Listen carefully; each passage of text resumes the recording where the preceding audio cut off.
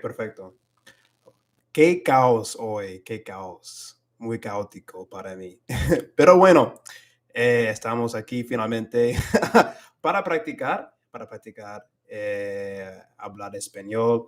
Yo tengo muchas ganas para tener este tipo de live stream porque es mi segunda vez hablando completamente en español. Quizás un poco de Spanglish también, para las personas que no pueden entender español. Entonces, déjame presentarme. Me llamo Josué, yo soy de los Estados Unidos y obviamente yo tengo un canal de YouTube que se dedica a todo lo que tiene que ver con aprender español y aprender idiomas. Me encanta compartir varios consejos. Ay Dios, varios consejos que yo básicamente todos los consejos que yo comparto en mis videos son lo que yo he aprendido en mi camino a aprender español y llegar a fluidez y todo eso a través de todos mis problemas, básicamente. Entonces, si te digo que te aconsejo leer, estoy diciendo por una razón. Y la razón por la cual es que hay muchos beneficios de leer en español. Te ayuda a llegar a fluidez y también para aumentar el vocabulario y la pronunciación también. Entonces, aparte de eso, yo soy amante de español, obviamente, yo soy amante de videojuegos y los deportes también, pero este año no había visto un montón de juegos de baloncesto, de básquetbol, ni de fútbol americano. Y no estoy mirando a fútbol ahora tampoco. Ok, William Monaco. ¿Crees que leer con libros y leer usando los subtítulos en videos es lo mismo o no? Yo diría que no, porque tú estás, como en ese tipo de situación, estás enfocado en tu comprensión auditiva, ¿me entiendes? Entonces tú estás escuchando, espérate, ¿crees que leer con libros y leer usando los subtítulos en videos? Ok, sí, yo entiendo. No, yo no creo que son los mismos. Es diferente porque tú estás escuchando algo, entonces estás enfocado en dos cositas a la vez. Entonces es bien diferente. Tienes algo en español que está en tus oídos, pero cuando estás leyendo, quizás es solamente tus propios pensamientos, me entiende. Entonces, en ese tipo de momento o ese tipo de estrategia, yo diría que son diferentes. Pero buena pregunta. Nadie me había preguntado eso tampoco en el pasado.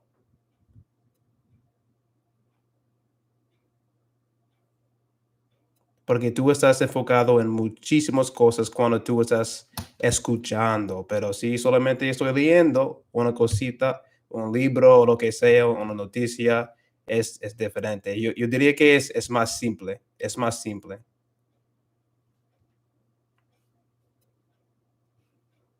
Pero los dos estrategias funcionan, o los dos métodos funcionan, eso es lo que yo diría también.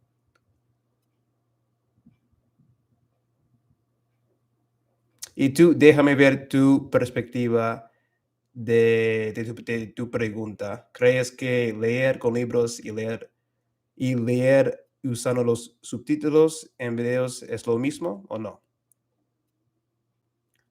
Y Julia Monaco dijo, yo no he leído casi nada en inglés, solo usando subtítulos en los videos que veo. Ok.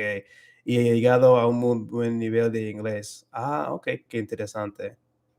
Bueno, sí, no tienes que leer en verdad. Eso es lo que yo me encanta hacer, porque siempre me había gustado leer en inglés. Cuando era niño, desde chiquito, me había gustado leer. Entonces, eso es uno de mis pasatiempos en la vida. Entonces, yo hago lo mismo con español. Me encanta leer.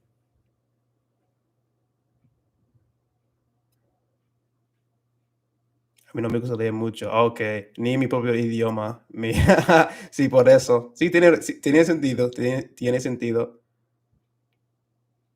Me aburro a veces, dependiendo del libro, pero sí, tiene que ver con varios factores. Por ejemplo, si me da mucho sueño un día, yo no voy a leer muchísimo y eso me aburre. Entonces, tiene que ver mucho con mi estado de salud, algo así. Oigan, ¿qué libros has leído en español? Bueno, el primer libro que he leído se llama El épico fracaso de Saturo Amora. Eso fue el primer libro que ya había leído. Y la segunda fue, yo creo, El Sicario, el auto biografía de un asesino a sueldo. Y aparte de eso, ¿qué más? Su extraordinario poder, uno de los libros que uno de mis amigos me habían prestado el año pasado.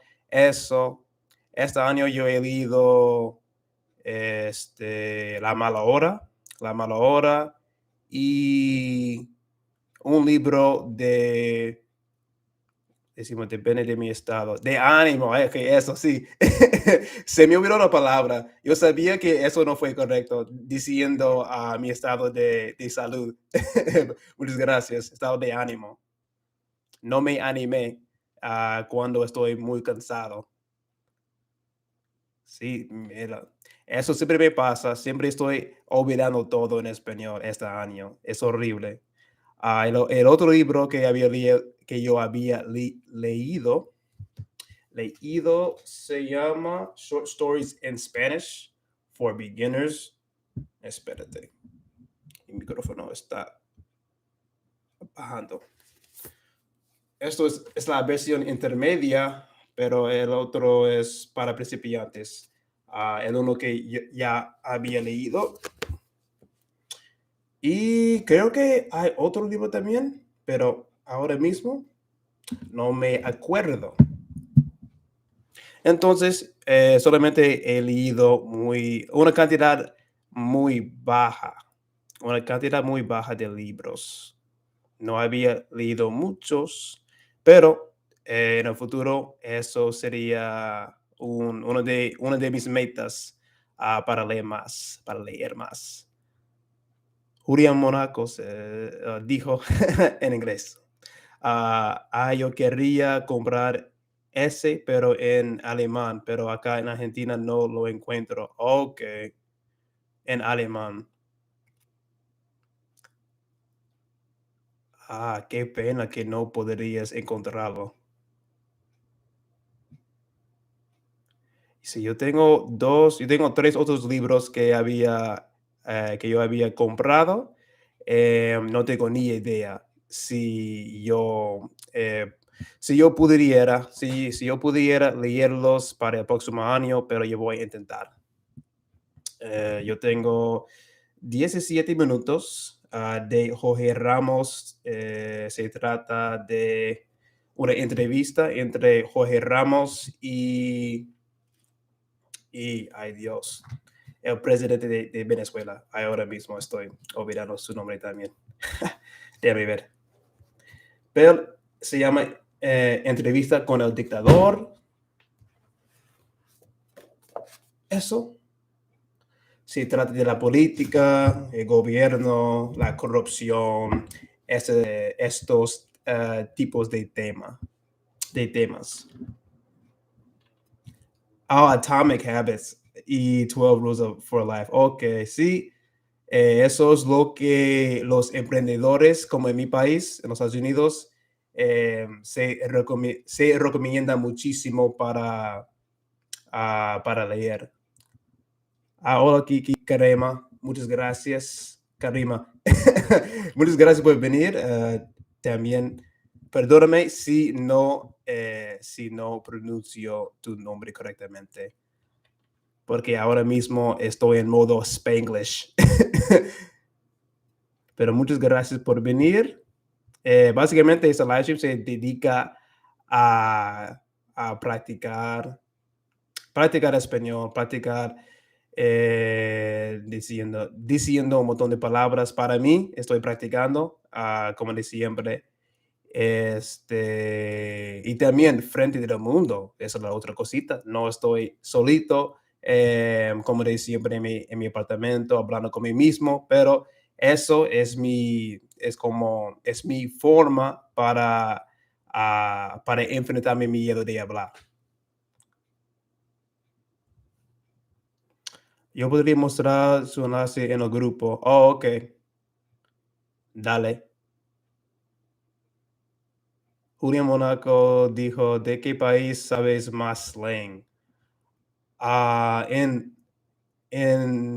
ok, en Latinoamérica. Yo diría la República Dominicana, pero todavía me falta mucho vocabulario de ahí, en verdad. Pero yo diría ahí, la República Dominicana, que tengo más vocabulario coloquial. Pero todavía estoy estudiando muchísimo. Estoy estudiando, no he escrito. Eso es el problema que siempre yo tengo con español, es que yo no escribo como nuevo vocabulario. Casi, bueno, casi durante todo ese año no había escrito casi nada. Y que quisiera decir jerga dominicana también. Sí, me encanta. Una que yo, bueno, uno que yo sé ahora mismo, o uno que yo conozco es dime a ver. Eso es súper básico para los dominicanos. Dime a ver, no tiene sentido. Es el país más jergaosa, claro que sí. Eulia Monaco, estoy aprendiendo slang de USA. I don't know how to slangy. Yo tampoco.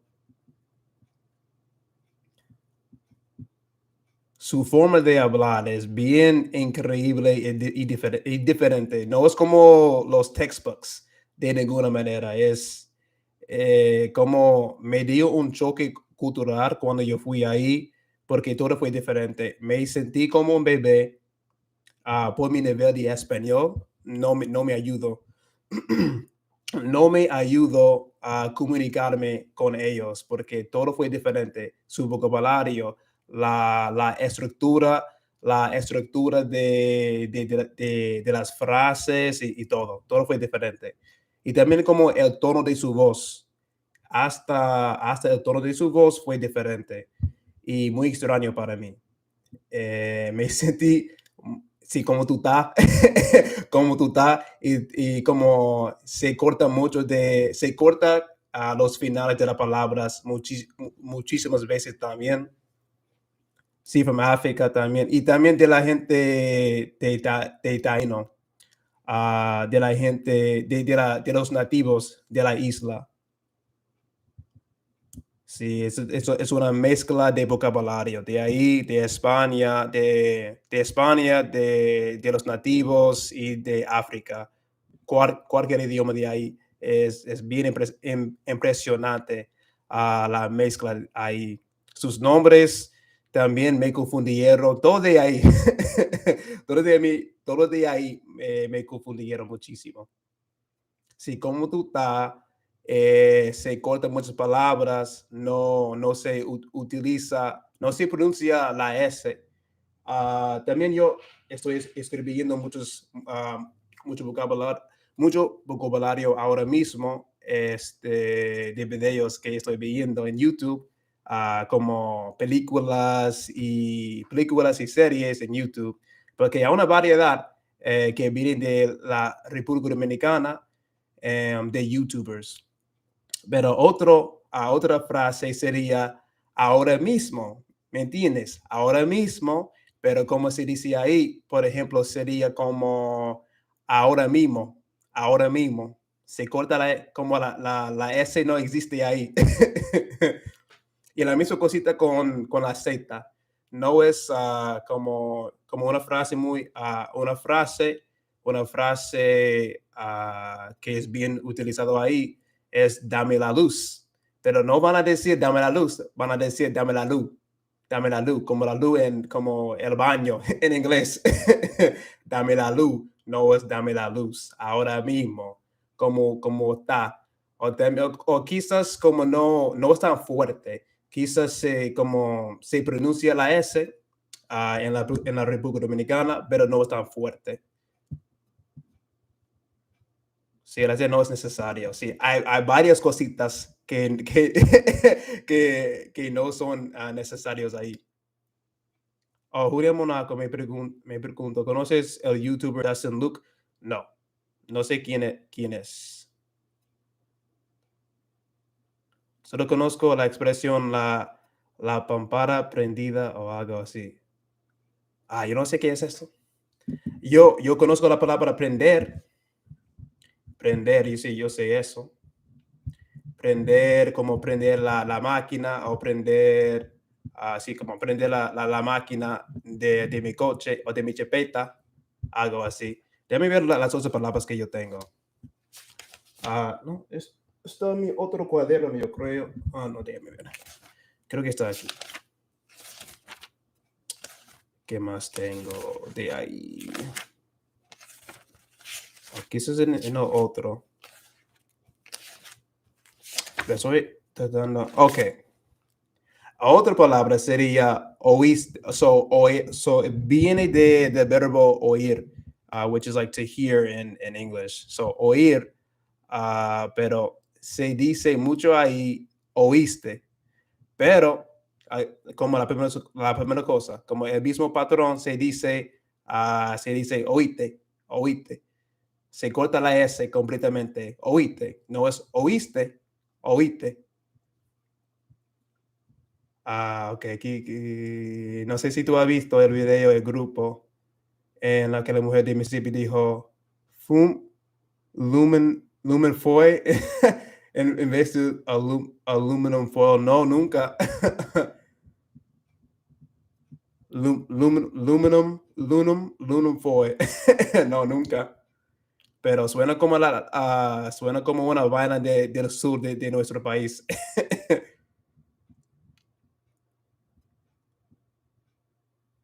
Qué gracioso.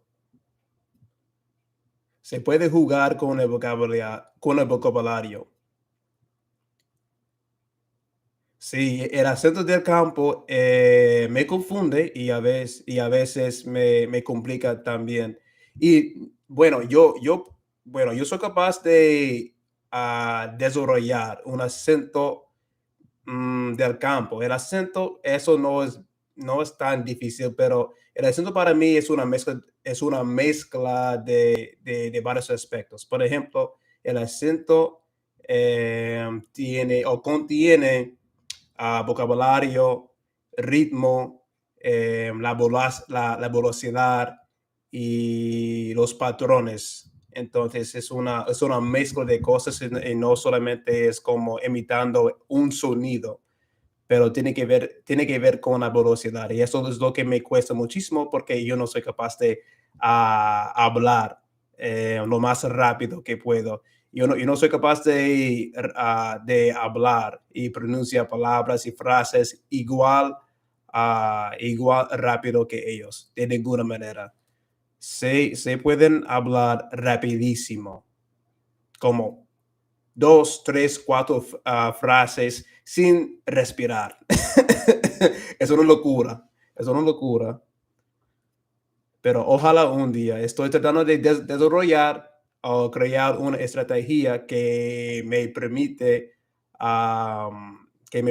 hablar más como ellos, con el vocabulario coloquial y la velocidad y el ritmo y todo eso, pero me cuesta, porque nunca había intentado desarrollar un acento antes, entonces como todo lo que estoy haciendo ahora mismo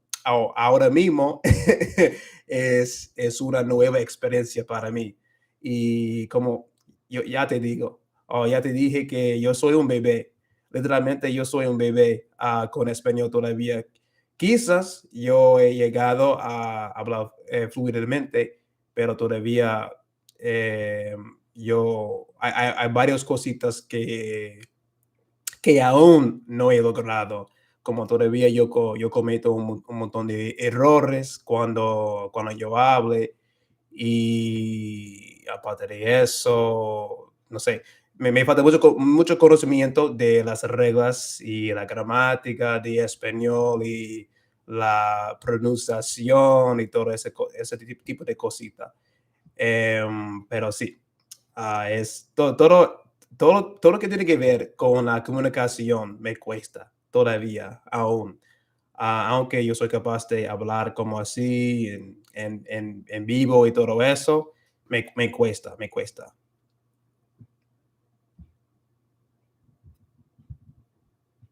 Como ahora mismo, yo no voy a utilizar un acento del campo porque yo tengo que gritar, hermanito, así, hermanito, ¿cómo tú estás? Tanto tiempo sin verte y todo ese tipo de cositas, pero yo no voy a hacer todo eso. Eso es demasiado. Tampoco no estoy alrededor de alguien con quien yo puedo hablar así. Elite, no, nunca había visto eso. Oh, Elite. No, pero sí, yo he visto en Netflix. Está en Netflix, ¿verdad? Yo creo que está en Netflix, pero no sé qué se trata. No tengo ni idea. ¿Te gusta? ¿Te gusta la serie?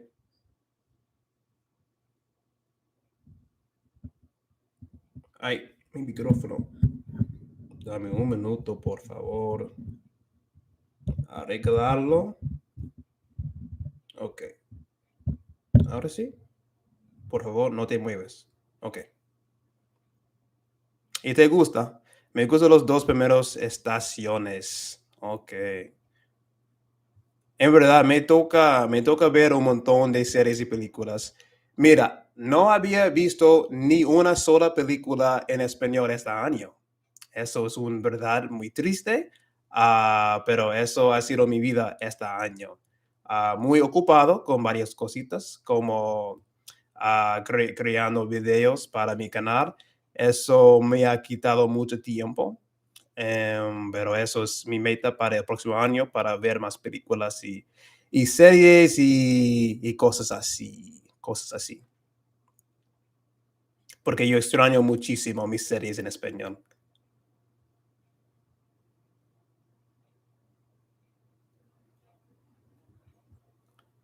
Las primeras dos. Sí, estaciones, eso es nueva para mí. Yo, he, yo solo conozco la palabra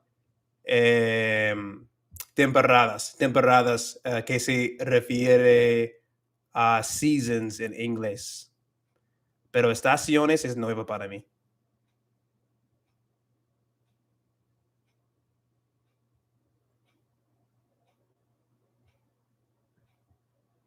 Y también dígame en el chat de dónde son ustedes. ¿De dónde son ustedes? Yo soy de los Estados Unidos.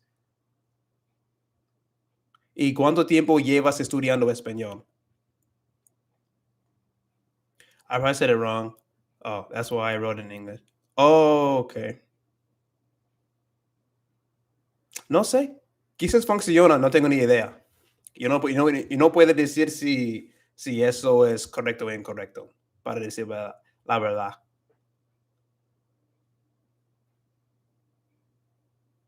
Pero yo voy a buscarlo. Voy a buscarlo. Yo sé que estaciones tienen que ver con el radio, pero fuera del radio no estoy seguro. Estación. Una estación, oh, bueno, una estación de tren. Eso también funciona, yo creo. Una estación de tren, de radio en el Midwest. No me gusta decir mi estado. No está bien. No tienes que decir el estado específico. Todo bien.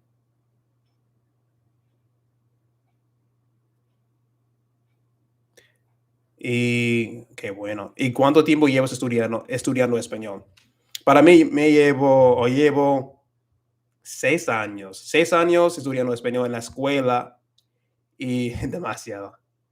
6 años estudiando español en la escuela con las clases formales y aparte de eso, 3 años. Llevo 3 años estudiando español fuera de la escuela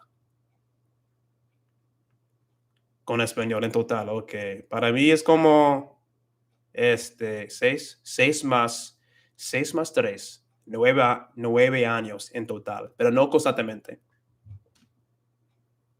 Yo, por mi parte, yo aprendí más fuera de la escuela que yo aprendí dentro de la escuela. Muchísimo más, muchísimo más.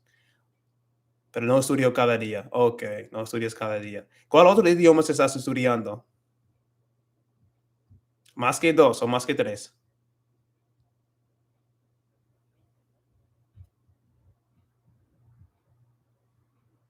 Creo que es un perdido de dinero para pagar.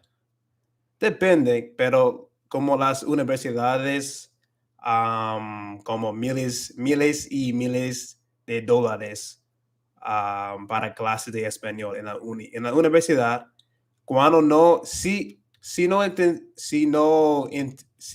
enseñe cómo comunicarte, si no te enseñe cómo hablar, porque no nos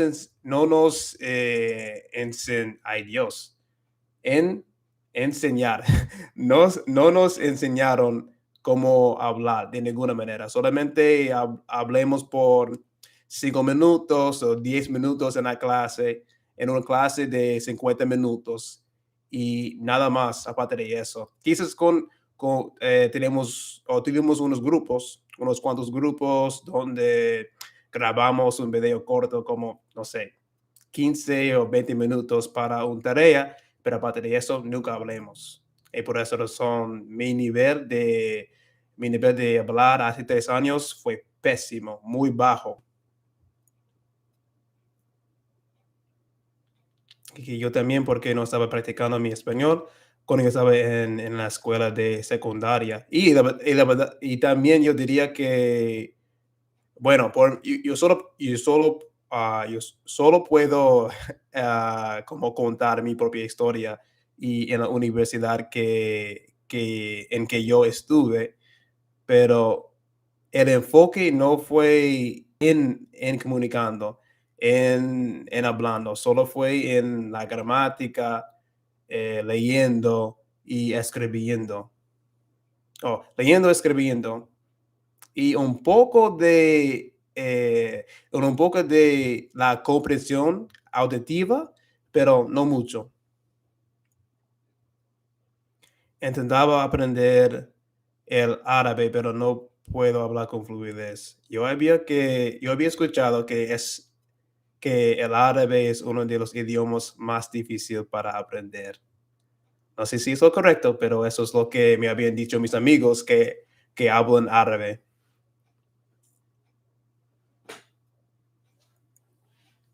Se parece bien difícil. Por los dialectos, por la gramática, por el vocabulario, como los dobles sentidos y cosas así. Ajá, muchos dialectos. Claro, no puedo enfocar a solo uno.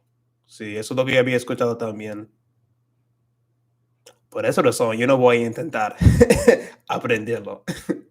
Me voy a quedar con español, francés, quizás alemán en el futuro, pero no sé si yo voy a aprender más que esos 3 idiomas. Quizás sí, pero yo debería parar.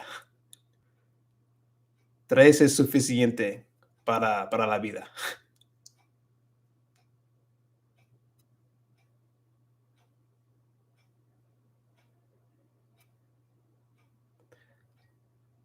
Déjame ver.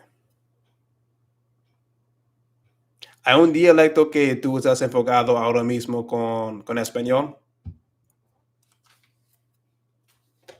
Estoy tratando de mejorar mi acento neutral. Ahora mismo me complica hacerlo porque como mi acento neutral es más dominicano que nada hoy en día, como un acento muy neutral de la República Dominicana. Yo no tengo como un, no sé, más neutral que eso, como un acento de los gringos. Yo no tengo eso necesariamente. Colombiano, eso es un acento que no había estudiado tampoco, no tanto, pero la única cosa que yo conozco es que más pues, que más pues, a veces me suena muy gringo, claro que sí. Depende de la palabra. Yo regreso al acento gringo. Pero no tengo ni idea cómo la gente percibe mi acento en verdad. No tengo ni idea. No sé. Pero no importa, porque todavía se puede tener un trabajo. Con una compañía te puede contratar con un acento gringo, entonces no es no es una problema, no es un problema. Un problema. Por ejemplo, yo escucho mucho a radio en español cada día y siempre yo escucho acentos gringos, o acentos de los gringos, siempre en la radio. También en películas o en telenovelas. En telenovelas hay muchos acentos de los gringos también, entonces todavía se puede tener un trabajo sin problema. Es muy chistoso, en verdad.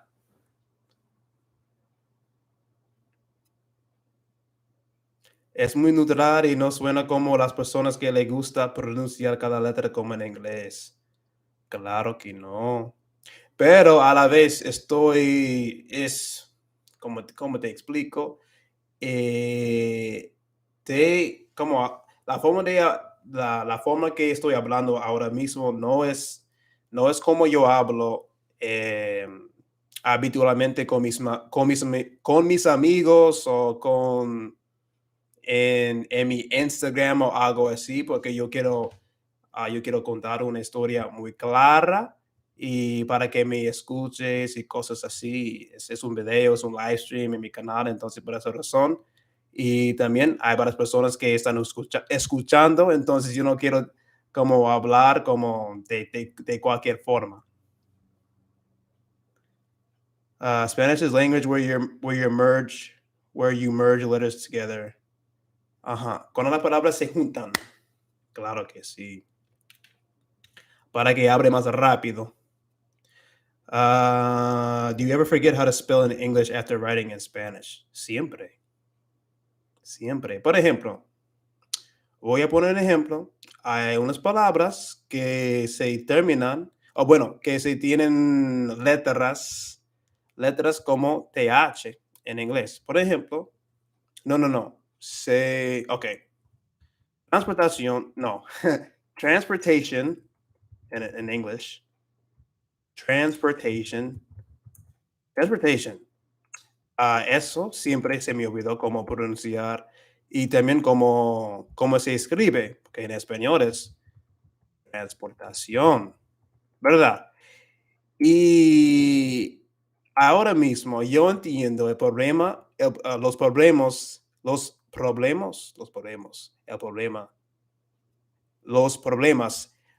que los hispanohablantes tengan con inglés. Porque ese tipo de estructura o ese tipo de palabra suena en español como transportation con ese H así, transportation, ¿entiende? Porque no es es shin, no es tion, debería ser, o bueno, debería ser transportation o tatin, pero es shin. Pero eso por esa razón se complica muchísimo inglés. Y ahora mismo yo entiendo la razón por la cual los hispanohablantes se confunden muchísimo con mi, con mi idioma nativo. Jalen Foster, great question. How many verbs do I need to know to start speaking? 100 verbs and then adverbs and adjectives. In what order should I study the verb tenses? Well, okay. To start speaking, you really only need like I would say like the top 20 verbs, honestly. Um, you see, come on, see like the top 15, top 20 verbs, you can use those all day long, honestly. You can, yeah, that's what I would say. Top 10, and then especially if you have top 20 verbs, you can have a conversation with just about anybody with 20 different verbs, like the most common verbs used. You won't be able to get like in depth with anything, but you definitely be able to communicate just about like communicate the basic things.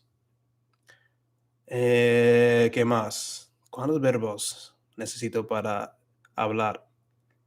Claro, pagar, 100 verbs, then adverbs and adjectives. Con los adverbios, como el mismo con los verbos, como lo básico, los más comunes. And what order for el orden de los verbos? Con las conjugaciones, present, of course, present tense, el presente first, and then after that, it's really up to you. I would say it kind of depends on what you want to talk about. Depende de lo que quieres. Depende de qué tipo de cositas que quieres comunicarte. No, depende del tipo de conversaciones que desearías tener en el futuro, básicamente. Entonces, it depends on what type of conversations that you want. You don't have to tell stories all the time. You can just talk about the present and you can just talk about the future. But it's really up to you. I would recommend that you learn the past just because it helped. I mean, for me, we're always telling stories. We're always telling stories. Like even in this live stream, I'm telling stories. I'm using the past tense a lot. She's talking. Oh, Kiki says present continuous. That one's really useful too.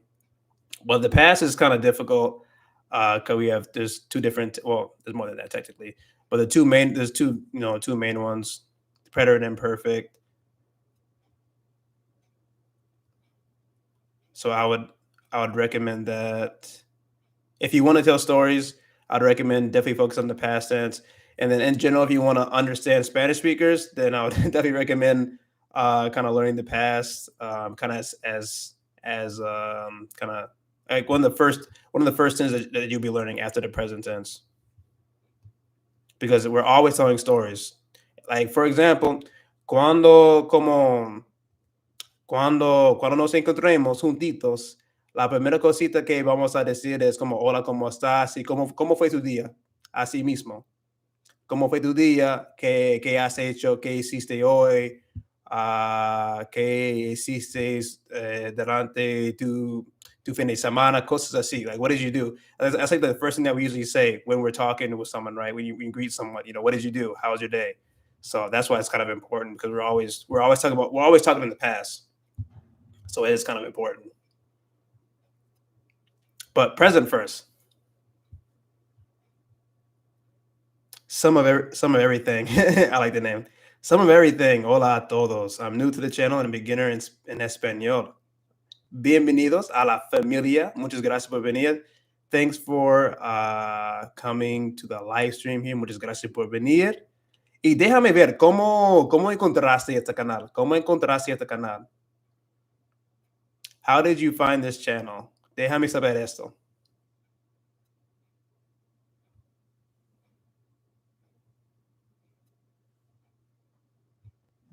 Y también de estar, decir, caminar, llamar, estudiar, comer, beber. Como esos, los verbos que yo voy a poner ahora mismo en el chat son los más difíciles, yo diría. Estar y ser. Lo peor de todo. Porque también nos confunde, nos confunde cómo utilizarlos en el pasado, porque es diferente. Hacer también es muy utilizado, es un verbo bien común. Y también no, como like a lot of stuff in English or a lot of stuff in Spanish does not translate well at all. Kiki, I just happened to look at YouTube. Ah, qué perfecto. That means como YouTube está funcionando bien. YouTube's working pretty good then.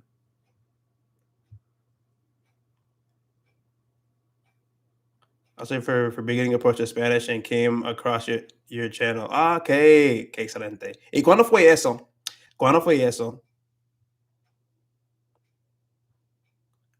Porque dijiste que tú, como es tu primera vez acá, entonces, ¿cuándo encontraste mi canal?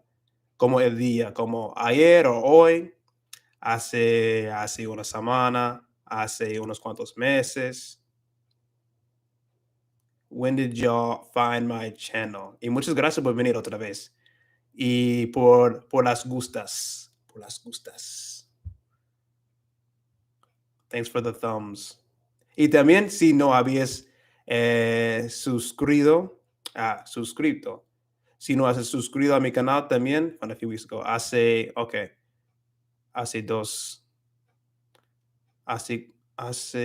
o tres semanas, algo así. Qué perfecto. Suscribido, porque se me olvidó este verbo. Suscribirse es una palabra que me complica muchísimo para decir, para pronunciar, pero hacer esto, no sé si te puede ver. Suscribirte, subscribe to my channel if you haven't done that yet. Eso me ayudará muchísimo. That would help me out a lot as well. Jamming King, I like the name. Muchas gracias. Y ahora mismo tú eres un suscriptor, a subscriber. ¿Tomaste unos cursos en español? Nunca me había tomado un curso.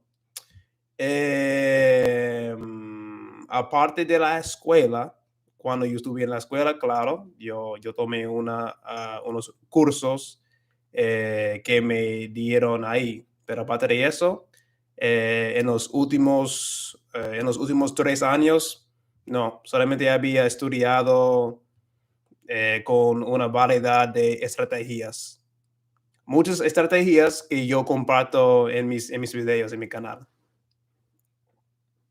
Jamie King, ¿tomaste unos cursos en español? Have you taken any courses in Spanish que te ayudó a aprender mejor? Still trying to make sentences. Está bien, ¿no? Ya está creando frases casi perfectamente. Oh, yo diría perfectamente.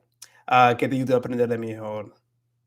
¿Qué te ayudó a aprender mejor? Yo diría al principio fue el vocabulario. Yo necesitaba el vocabulario para entender los hispanohablantes, entonces para aumentar mi comprensión auditiva y también para ayudarme a leer en español, leer libros, artículos y ese tipo de vaina.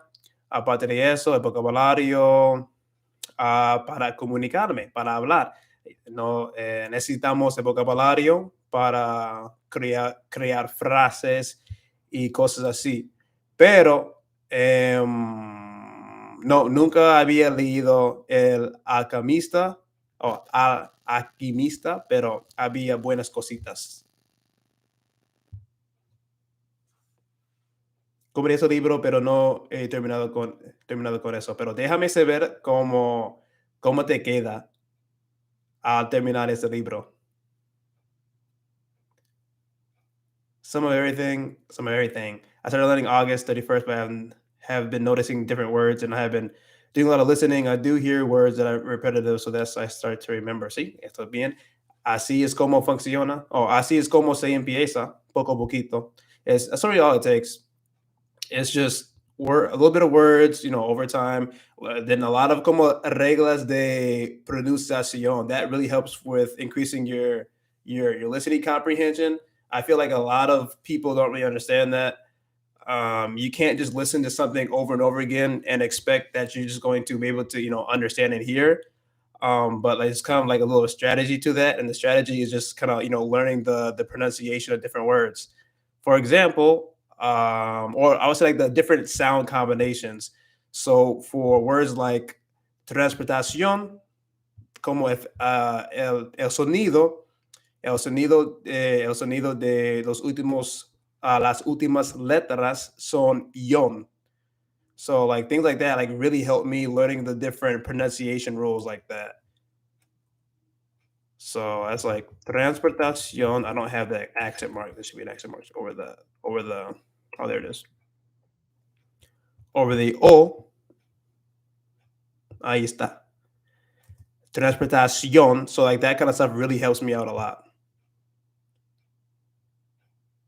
Transportación. So like for example, if you never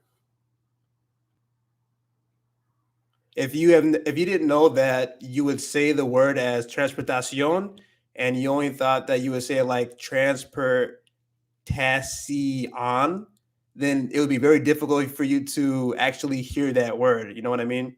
So it's como así, tienes que aprender un poquito sobre las reglas de pronunciación. Así.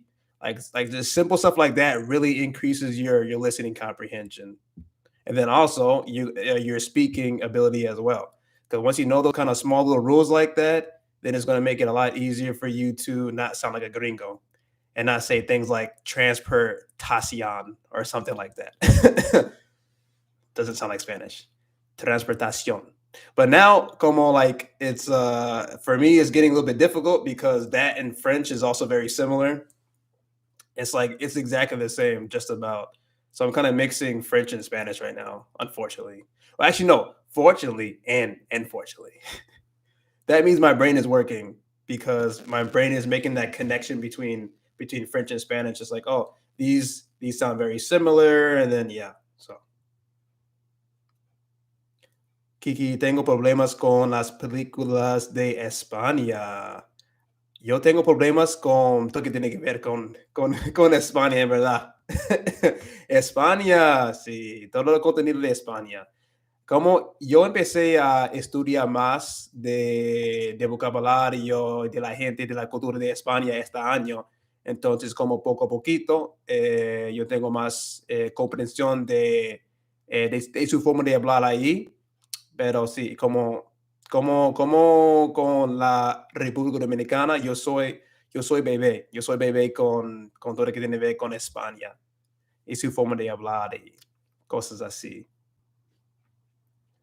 Francis Hall, hola, ¿tú enseñas las clases? No, desafortunadamente, quizás en el futuro, pero no, yo no soy profesor. Yeah, I should probably say that like in all my videos. I'm not an instructor, I'm not a professor, nothing like that, not a teacher. Solo soy amante de los idiomas. Solo soy amante de español y aprender español y la educación y todo, y la educación y también para dar educación a los demás. Yo diría que yo más soy un educador, pero yo no soy profesor, yo no tengo una licencia. Licencia, no. ¿Y por qué? Sí, por eso, porque yo no fui a la escuela por eso. Jamie King, muchas gracias. De nada. Mucho, con mucho gusto. Para servirle. I love that in Spanish so much. Para servirle. That's like something you'll hear a lot if you go to restaurants or really like any kind of store, en una tienda, los restaurantes, por donde sea, para servirle. So like what they'll say instead of just saying like de nada, para servirle, which just means like to like literally means like to serve you, which is awesome. Or like to serve like him or her technically. But yeah, like it's like to serve someone. Para servirle. Or a sus órdenes. And a sus órdenes is like at someone's order, which is also pretty beautiful.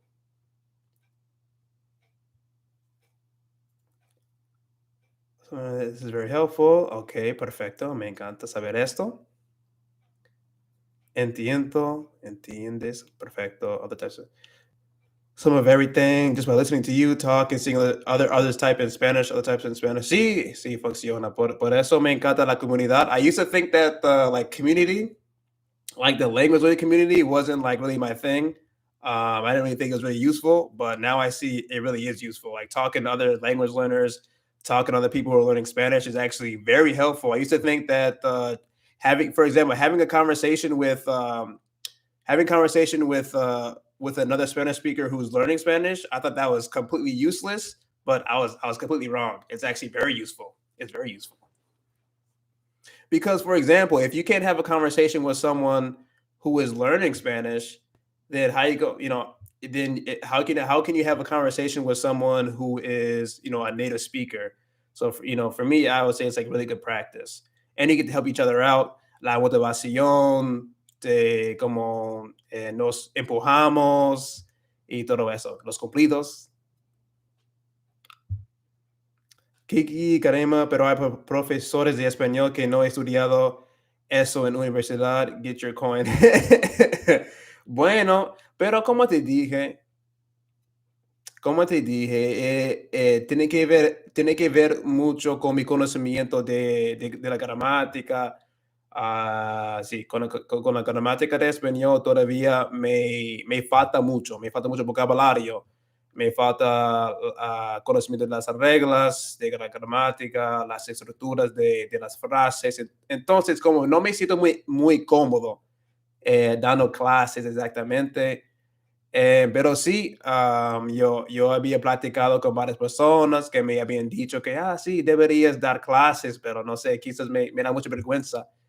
A veces me siento que yo debería ser más perfecto con mi, con mi pronunciación. ¿Cómo así? Como ese tipo de cosita, ese tipo de cosita me da mucha pena, me hace muy enojado, como cuando nada me sale.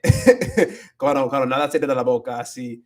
Y no sé, la pronunciación es algo con esas letras, la N en la S o en la C, la N y la C, que me confundo, que me confundan. Y no tengo ni idea por qué.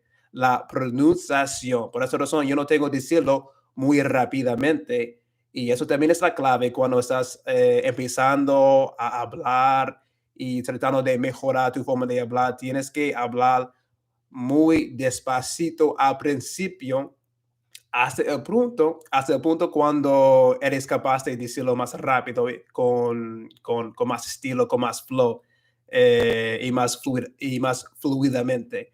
Por esa razón, yo tengo que pronunciarla muy despacito. Entonces, la pronunciación. Y también yo tengo un poco de francés con esa palabra también porque se parecen los sonidos. La pronunciación.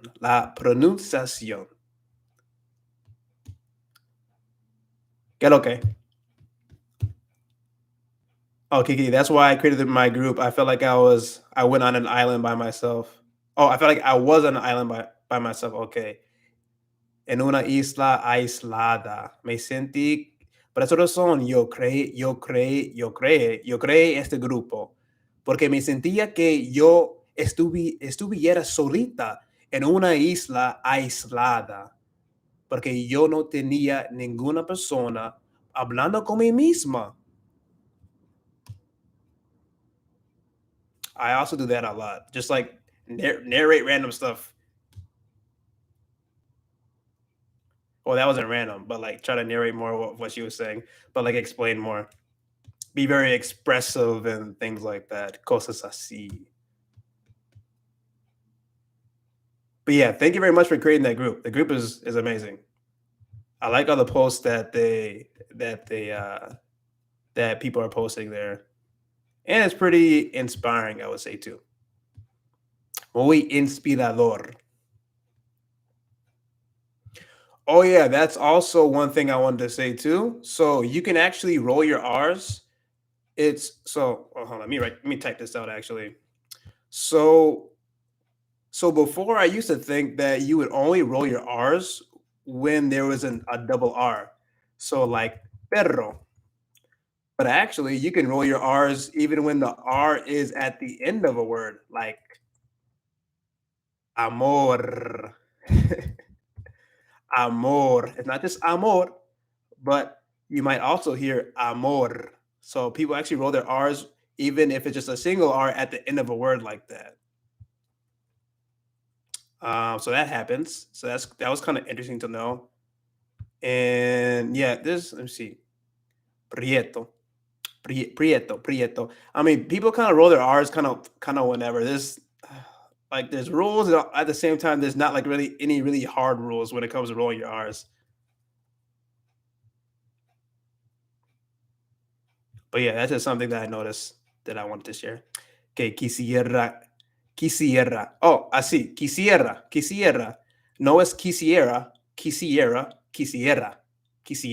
So it's like it's not like a really long R, like a double R, o como la doble R, pero todavía como se pronuncia como así.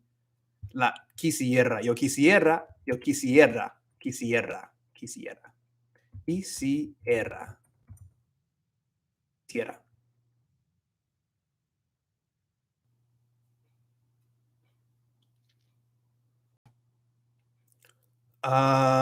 Getting some of your words. ¿Cuál país quieres viajar? Jamming King. I like that name. Me gusta ese nombre. Otra vez, me encantaría viajar a, bueno, yo diría, me encantaría viajar a cada país que se habla hispana, básicamente. Entonces, donde se habla español, me voy. Pero ahora mismo yo solamente había viajado a la República Dominicana. Eso, mi corazón vive ahí, en verdad. Mi corazón está ahí. Yo fui ahí 2 veces el año pasado. Em, y aparte de eso, yo fui a México hace 3 años. Hace 3 años yo fui a México también. Pero no se puede compararlos en verdad, como esos países son bien distintos. Entonces, como su cultura, la música, la comida, la religión, un poquito, pero la historia, también como los nativos que estuvieron ahí antes de llegaron a los españoles, también como es bien diferente de esos países. Quisiera. Es bien, es automatic supersonic. Amigos, eso. Qué buena conexión.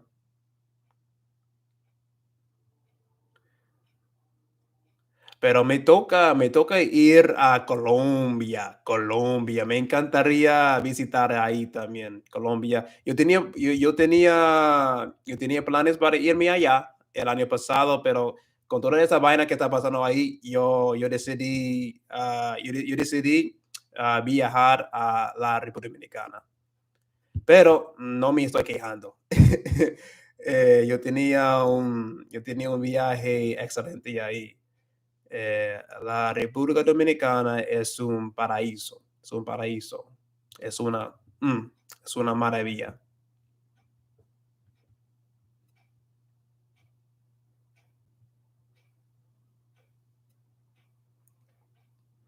Random hour talk with my family. Déjame ver. Oh, y también Jamie King, déjame saber am, cuáles son los países que quieres viajar, a los que quieres viajar.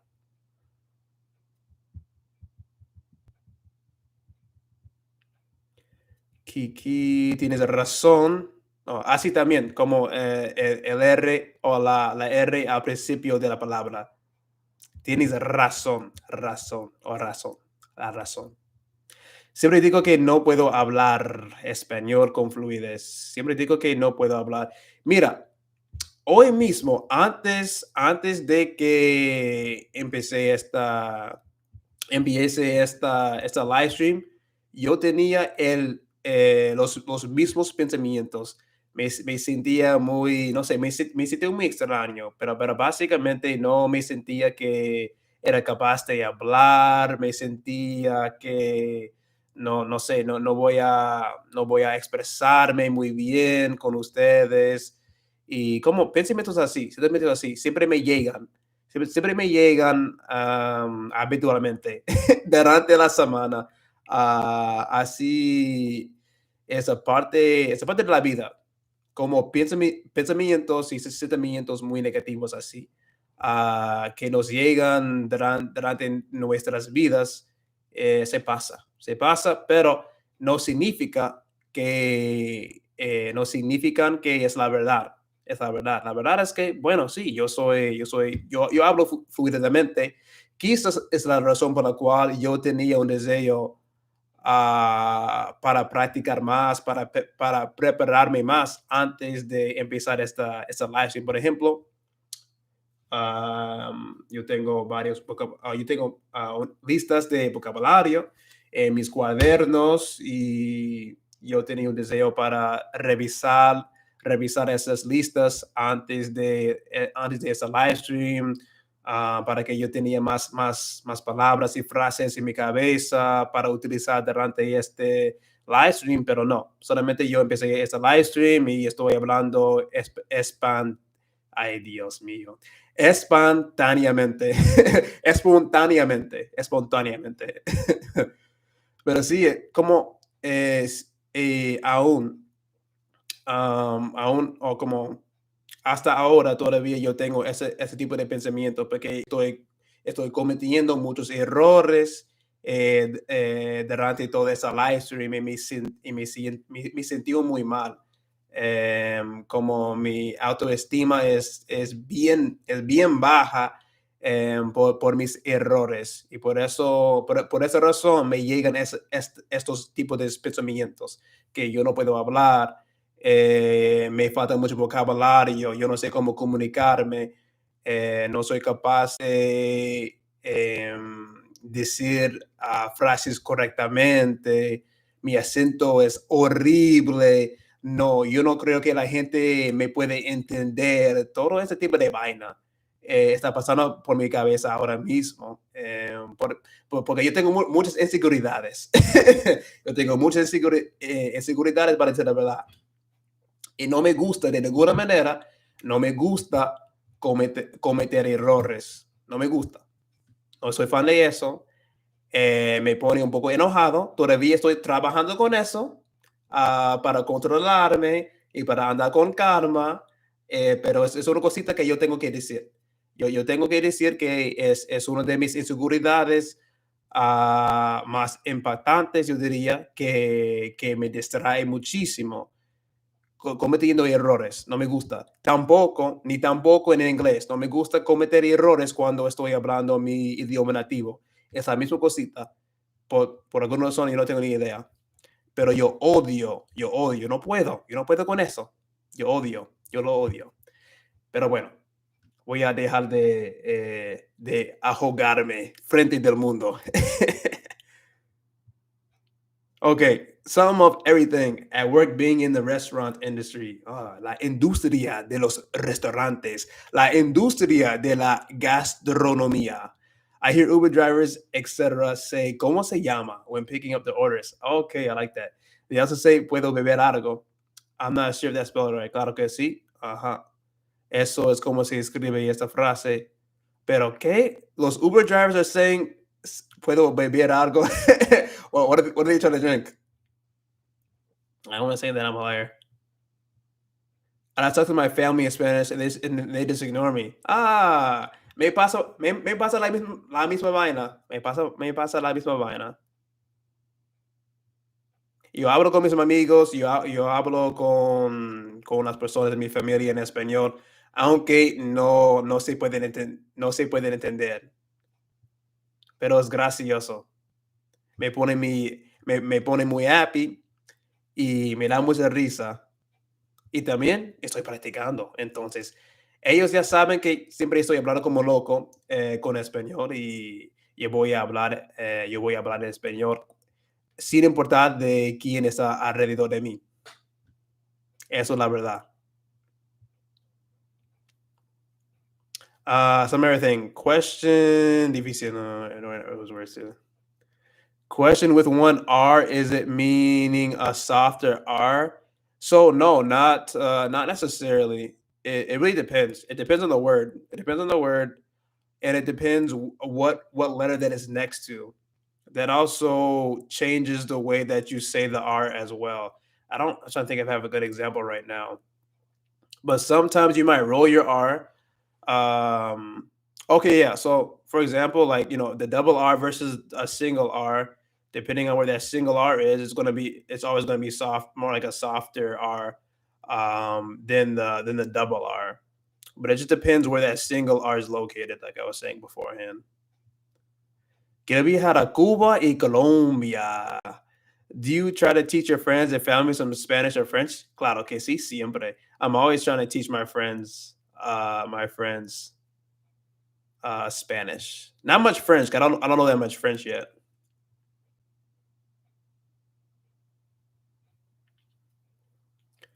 Una sonrisa encantadora, como de galán.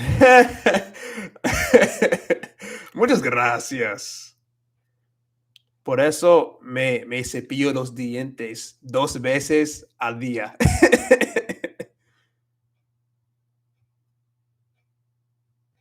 Hope you'll be able to travel there soon. Sí, ahora que sí. Muchas gracias por ese stream. Pero tengo que trabajar. Oh, tienes que trabajar. Ok, que te vaya bien, que se vaya bien. Cuídate muchísimo. Buenas noches. You sound really good though. Thank you. I love your dedication. Makes me feel lazy. Don't feel lazy. You know what? I feel lazy actually. I feel very lazy, to be honest with you.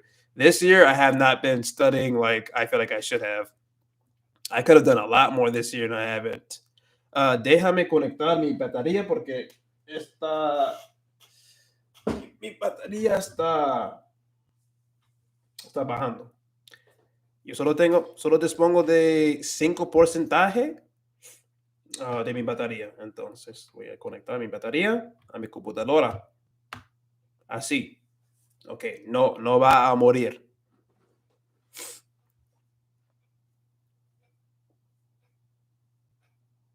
Yeah, I'm a lot more dedicated than I was before, but I always feel like I'm lazy though. I always feel like I'm lazy. Like this year, I really haven't learned new vocabulary, honestly. That's one thing I'm really angry about is I haven't really focused on acquiring new vocabulary. But like the past 2 years, I was doing a lot more flashcards and trying to learn more vocabulary. But this year, I mean, I have learned some new things, but just I feel like I haven't really sat down and really tried to remember new vocabulary, like and write them in sentences and things like that. I haven't really done that much. Or like I was saying before, like I haven't been consuming that much content, so I haven't been como no había mirando películas ni series muchísimo durante este año, por eso razón no he adquirido, eso es otro ejemplo, adquirido mucho vocabulario o una cantidad de vocabulario muy amplio, como los años anteriores.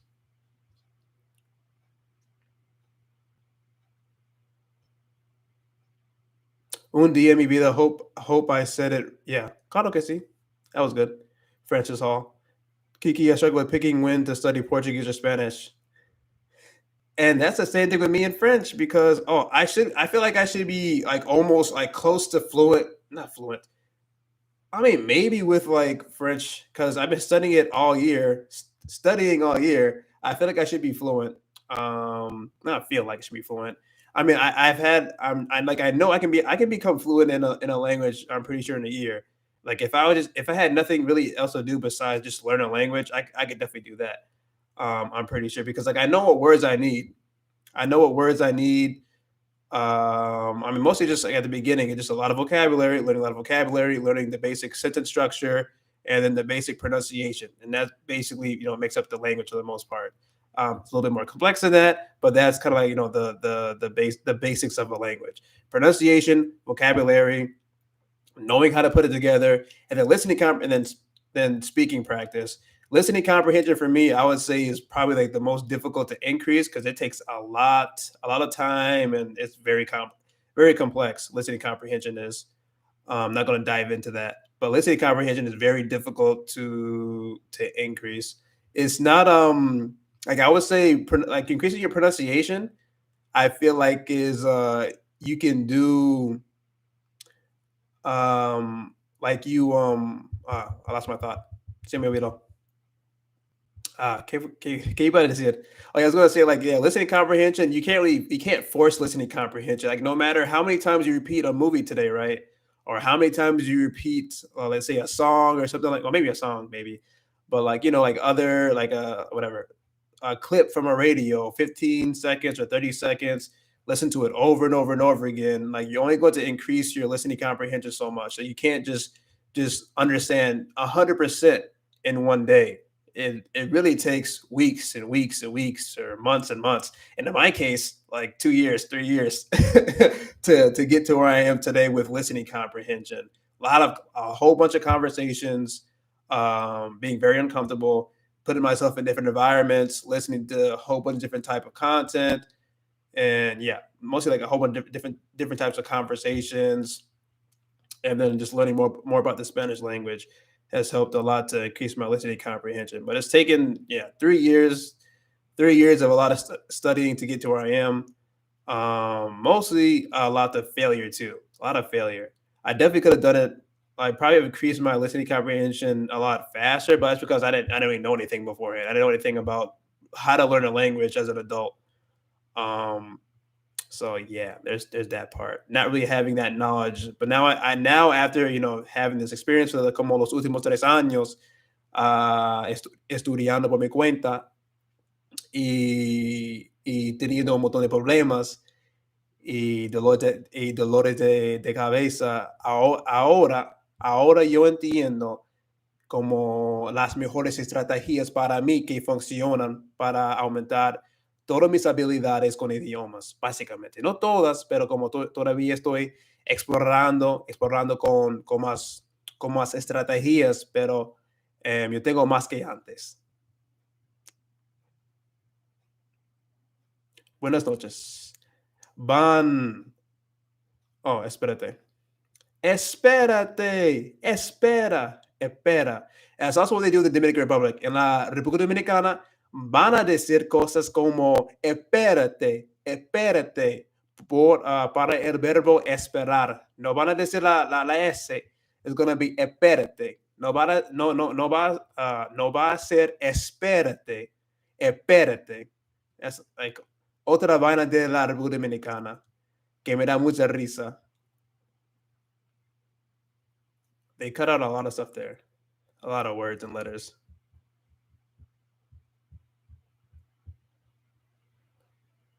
Circle the picking.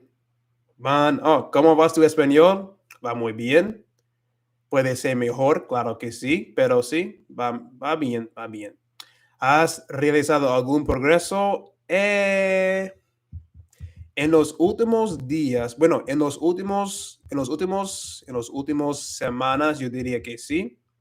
Yo había aumentado mi habilidad de escuchar a través de mirar varias series ay Dios, que viene de la República Dominicana, porque hay varios canales de YouTube donde se publica series cortas en YouTube. Entonces, como cada día estoy escuchando, o a través del día estoy escuchando estos tipos de series de la República Dominicana, y ahora bueno, yo diría es un poco más fácil para entenderlos. Y también estoy escribiendo muchas notas de cómo, de su forma de hablar. Como ya había dicho antes durante este live stream, que van a decir cosas como no vamos. en lugar de decir nos vamos, no, es más como, no sé, es más callado. Muchas de las palabras son más callado. So, no vamos, vamos, no es vamos. O sí, algo así. Y también no es oíste como del verbo oír. So, oíste, did you hear or you heard? Van a decir oíste, oíste. Entonces, con esos tipos de, como, no son reglas, pero como yo diría que son reglas para mí, para ayudarme a entender mejor. So, entonces, like I'm writing down a lot of these different types of things that I'm hearing from Dominicans and trying to, really get a hold on how they speak so I can understand them better. And then I'm trying to develop my accent right now too. So another one that they're going to say a lot is verdad. So, la verdad. So, la verdad is la verdad. La verdad, pero es como más fuerte los últimos tres letras de esta palabra. So, es la verdad. Y también no se suena la D, se corta la D al final de la palabra también. Entonces, es la verdad. La verdad. No es la verdad.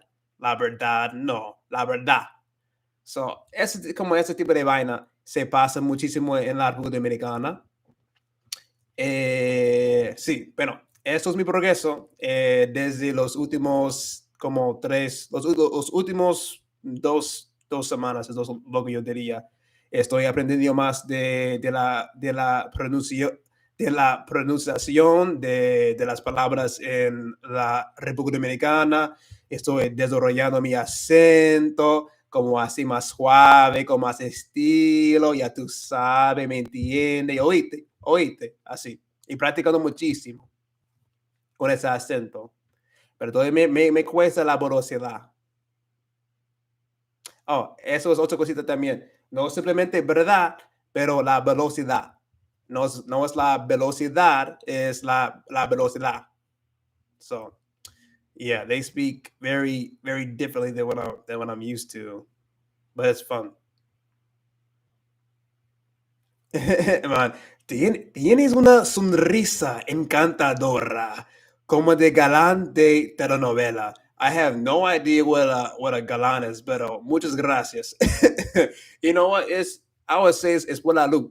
Es la luz. La luz está brillando en mi carita y por esa razón mis dientes están brillando también. They just want agua. Okay. They just want agua. Some everything. They just want agua. Okay. They think you're strange for learning languages. It's seen as a nerdy thing. Kiki says, yeah, eso es lo que me pasa.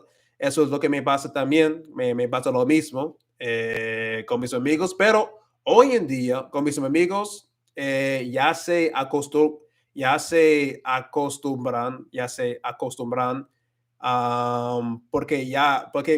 porque todos mis amigos ya saben que eso es mi vida, que me encanta aprender español, que siempre estoy escuchando a la música española. Entonces, como con cada año ya están acostumbrados a mi vida y lo que yo hago, especialmente con YouTube.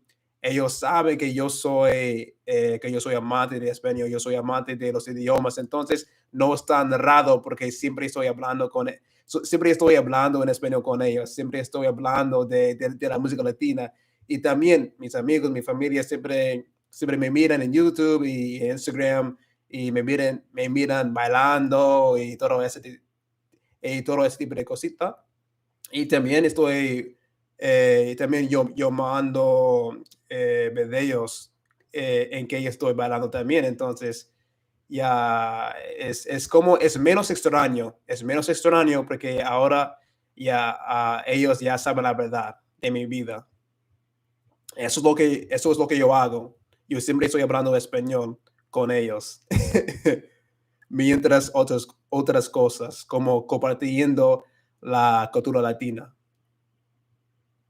De verdad. Así, ya tú sabes. Francis Hall, de verdad. De verdad. Some everything. Oh, cool. Thanks for that. Yeah, I was seeing a difference in my notebook with Pedro and Pedro. Oh, yeah, see. Okay, I want to talk about this real quick. This is a really gringo accent right here. Don't ever say pero. Don't ever say pero, please. Whatever you do, if you don't want to sound like a gringo, don't say pero. It's never pero. It's pero. Pero. Pero. Pero. But it's kind of hard. I was actually thinking about this. I was thinking about this like a few days ago, actually, because you want to roll your R with the single one, but no, it's just pero. Pero. So you can kind of make the E sound a little bit longer to prevent you from like rolling your R, but you don't want to roll your R with with pero, because it's not supposed to be a rolling sound. Pero with perro, un perrito, then that is when you're gonna roll your R. But with just pero, so you might hear it like that. That helps me a lot not to roll my R and to not sound like a gringo. So not pero, it's not pero. Don't do that. Don't do that.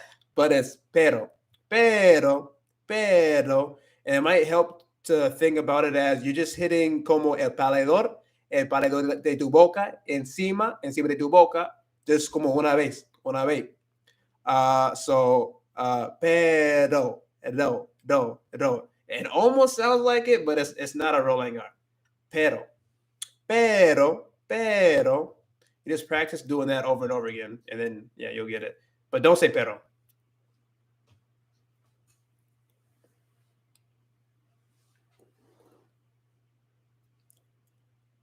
Déjame ver. In a great. Oh, wait. Espérate, mi loco. Dame un minuto para revisar todo ese mensaje. Déjame ver. Yo no te. No, déjame ver.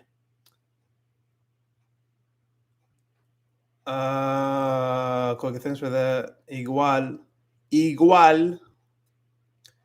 Asking why you're learning Spanish.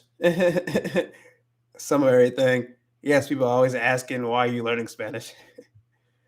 I'm like, it feels like I'm in a different world. Claro que sí, porque tú estás en otro mundo, ya tú sabes. Todo es diferente, Man, in a great way, though. Sí, claro. Van says, or ban? Ban. I'm gonna say that in Spanish. Ban. Your pronunciation is really good. Like, you kind of sound Dominican. Yeah, I can imitate a little Dominican accent a little bit. But for me, it's like I have to, if I really want to start sounding Dominican right now, I have to start kind of yelling a little bit. I have to like express myself a little bit more and like be more energetic for me to like really make it sound really good, which I'm not going to do right now. I'm gonna stay calm. But I can do it a little bit better, but it's still difficult for me to do. Like, it's difficult for me to have my Dominican to use my Dominican accent when I'm talking like with multiple sentences. So like if I'm just saying como una palabra, unas cuantas palabras, no me confunde muchísimo y yo puedo hacer eso. Like I can kind of use the Dominican accent like that with just like a few phrases and a few words. But if it's like sentence after sentence after sentence, that's when it's very difficult for me to kind of maintain the accent. And the same thing with even with a neutral accent too.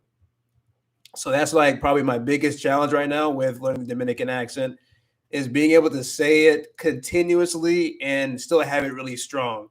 Yeah, just like the whole time. Like if I was having this live stream right now, but being able to do it only with the Dominican accent the whole time, that would be very, very hard for me to do. Yeah, very hard for me to do. Yo pienso tú sabes mucho. Muchas gracias. Muy bueno. Muy bueno. Qué chévere. Qué chévere. Qué chulo. Some of everything. Your personal experience and just watching some of your videos. Your videos are very helpful, especially for a beginner like myself. Thank you very much. That's good to hear. Yeah, let me know if my videos are good. Like, comment on them, like them, or dislike them if you don't like them. I definitely like a lot of feedback. Yeah, because I can't tell. Like for me, when I make videos, like I made a video today. Well, I recorded a video today, but usually after I make my videos, I feel like they aren't really helpful for whatever reason. So it's good to know that that they're helpful. Hear me out, Bon. Yo creo que cuando hablas en español suena más sexy. Maybe Spanish is indeed the language of love. Yeah, I would say the same thing. A mí, porque todo mi flow es diferente, mi estilo es diferente. Cuando yo hablo y no sé, es algo diferente, ¿me entiendes? ¿Oíste? Todo es diferente. Como mi estilo, mi velocidad, mi voz también. No sé, es algo espectacular. That's more like Puerto Rican, espectacular. Espectacular. Espectacular. But yeah, Spanish is very, very sexy. I love Spanish. Some of everything, yeah, it does have a sexy sound indeed. Tengo un año estudiando español, pues yo siento como primer vez algo. Pero sound good though. Pero, I love that so much because I heard it so much in college. Like every student in my class, including myself, was saying that we never use that word correctly. We never said that word correctly ever. It was always pero, but we didn't know any better. So nos faltaba mucho conocimiento. Man, Galan is like handsome fellow, the gallant. I can't read that right now. Gallant, and usually in telenovelas they ride horses. Oh, and are shirtless. For some strange reason, why? Because it's más romántico, más sexy. Un caballero. Oh yeah, that's something I want to mention too. In some maybe like if you go to some Latino restaurants or something like that, or if you're in a Latino country or Spanish speaking country, you might see caballeros written on the bathroom for men. So you won't see hombres, but you might see los caballeros. Caballeros.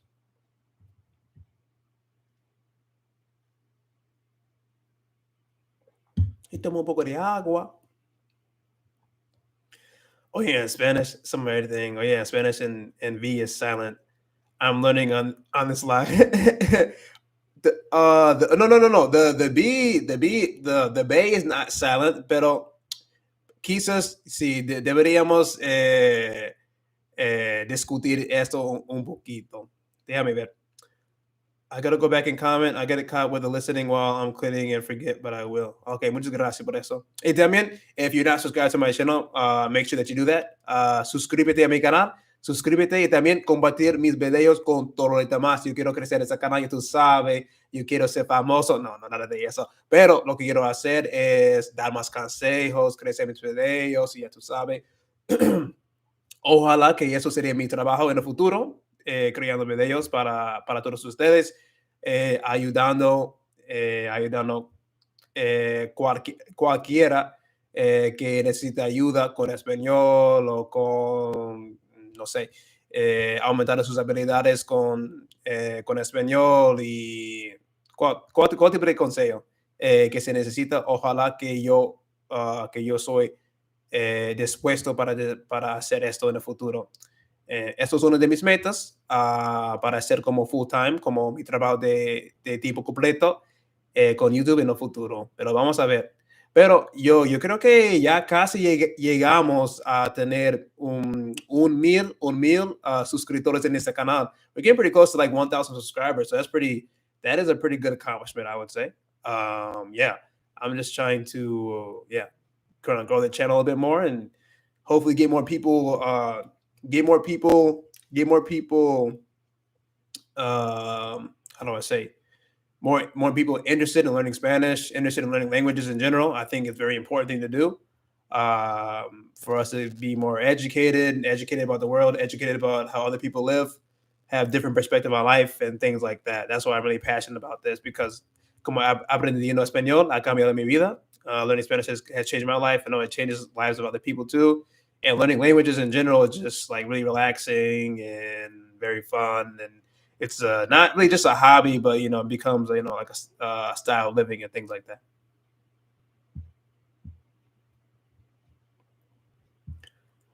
But even the Chileans say they speak Spanish. It's very hard to understand them sometimes. I think they speak a different Spanish. So I've heard that before, but I don't know. I have no idea how Chileans speak, but I've heard that from people before, but I don't. I have no idea.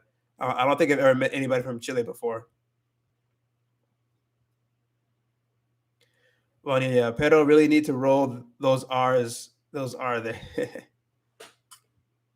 Some everything. I remember someone saying window, but they pronounce it the la ventana and heard the B sound. Oh, claro que sí. So yeah, so with Spanish, so perdóname. So in Spanish, the B, so B is B. So B es igual que B.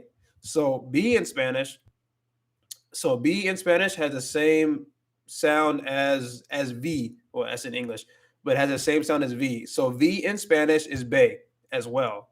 So you have be, which is B, and then V is also be. So this is something I think a lot of people don't know for that reason. Um, but yeah, don't forget that.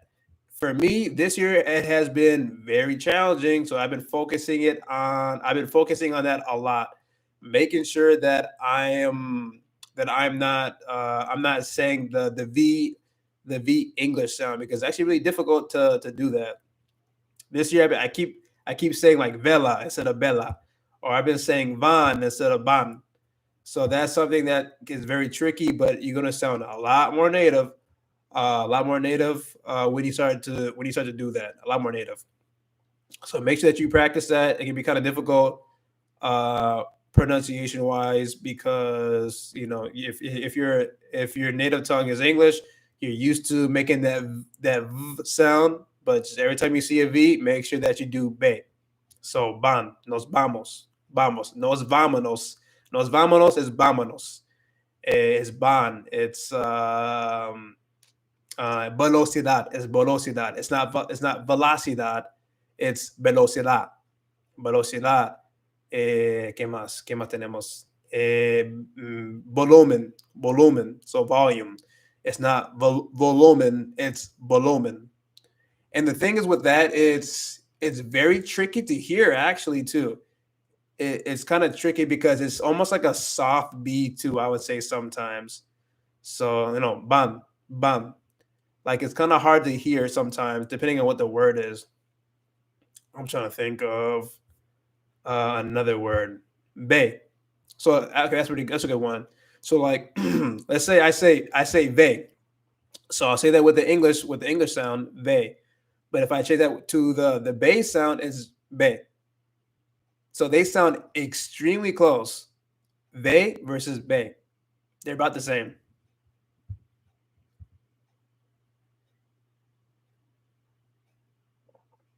Man, I know another word with a V in Spanish, but it's a slang word. Bueno, díganos entonces de qué espera. Yeah, I mean, as long as you know like what the rule is, then yeah, then it'll be easier for you to kind of to switch your mind to that. You just have to make sure that you're always focusing on that. And the same thing with let me write this down. As you go to bay. And then the same thing with H y J. This is also a very difficult one too. De verdad. What is that? De verdad. I'm not sure what that is. Oh, de verdad. Just say like verdad, verdad. Yeah, it's the same thing. That one kind of sounds. That one's very close too. Verdad versus. Excuse me. Perdón. Verdad. Verdad instead of de verde. De verde. And the same thing with this one too. They sound very similar. Verde versus verde. They sound very similar. And then the same thing with the H in the Jota. That one for me is very difficult because in Spanish, the J sound, there's no like in English J sound in Spanish, so there's not like a j sound. It's a h sound, and that's why it's difficult because in Spanish, you have in English, the h sound comes from H, but in Spanish, the h sound comes from la jota, so the J, and it also comes from the H from the G. Oh wait, no. Jota, A, B, C, D, E, F, A. Sorry, from the hey. Sorry, I messed that up. So G, I do that a lot. So G is hey. So G, Jota. So G, oops. Dios mío. So they don't always equal to each other, but they have very similar sounds. So like jarabe. Jarabe is syrup. That is it's not jarabe, it's jarabe. And the same thing like with my name. It's not Jos or it's not Joshua, it's Josue. It's Josue. It's Josue. Um and then like with the G, oh, Francis Hall. You think the double L is hard? Why do you think the double L is hard? I think that was one of the easier ones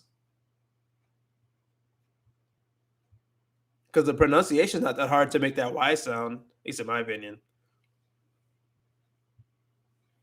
I think the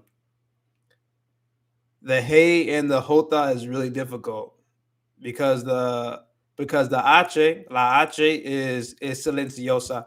So there's no h sound, so that's also very difficult. I think for Spanish learners has been very difficult for me because you have to change your mind completely. Really? So, okay, tell me. So, explícame por qué te confunde esta regla de pronunciación. Why do you think that is hard? Yeah. So, yeah, tell me what exactly is hard about that in the chat. Let me know. I don't think I've ever heard anybody say that the double L is hard. That's kind of interesting.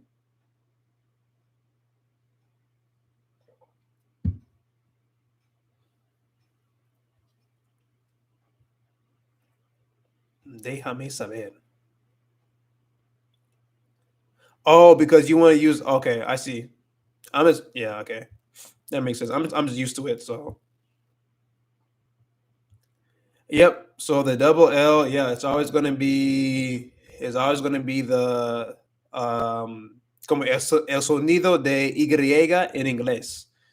So ¿qué tenemos? Llama, una llama, or llámame, llámate, llámale. So yeah. Llámale, ¿qué más? ¿Qué más tenemos con la doble L? Doble L tenemos llamar a bello, bello. Oh, you know what's funny? It's actually funny that you brought that up. So I went to a restaurant, not a restaurant. I went to the store about a month ago, and this one girl, I looked at her tag, and her tag had Bella on it.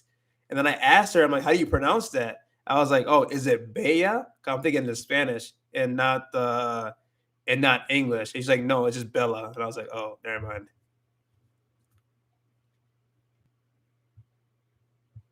I definitely was not flirting at all. I was actually being serious. Yeah, so that's really funny. So Bella, as we would say it in English, is actually Bella in Spanish, which is beautiful. So yeah, I don't know. Maybe anybody wants to use that pickup line. Maybe that would work. What else do we have? So we have Bella, we have Llamar, we have Amarillo. Please don't say Amarillo. Don't do that. That's all. That also sounds very very gringo. Don't do that. Yeah. Don't ever say Amarillo. Don't ever say Amarillo. It's not Amarillo. Like Amarillo, Texas. Oh, the amount of times I hear that. Don't say Amarillo, Texas. It's Amarillo. Or depending on what country you're in, it's going to be Amarillo. Sometimes you might hear an SH sound. I think Argentina does that. I don't know what other countries do that, but I know they do that for sure. They'll say Amarillo, but it's Amarillo. Amarillo. I'm trying to think of what else. Oh, don't say Texas either. It's not Texas. It's Tejas. It's Tejas with an acento sobre el A or la A. It's Tejas. What else we have? We have Mexico, Nueva Mexico. Don't say Mexico either. It's not Mexico. It's Mexico.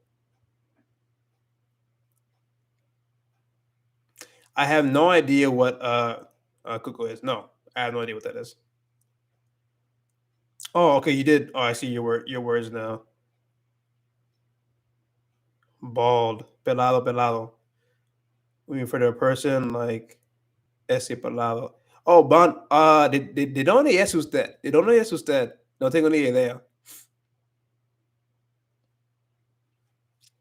I don't know what. Yeah, déjame saber sí, ¿de dónde es? ¿De qué país?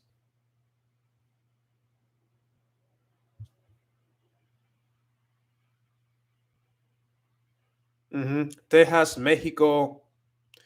Texas and Mexico. I'm trying to think of other like city names. Oh yeah.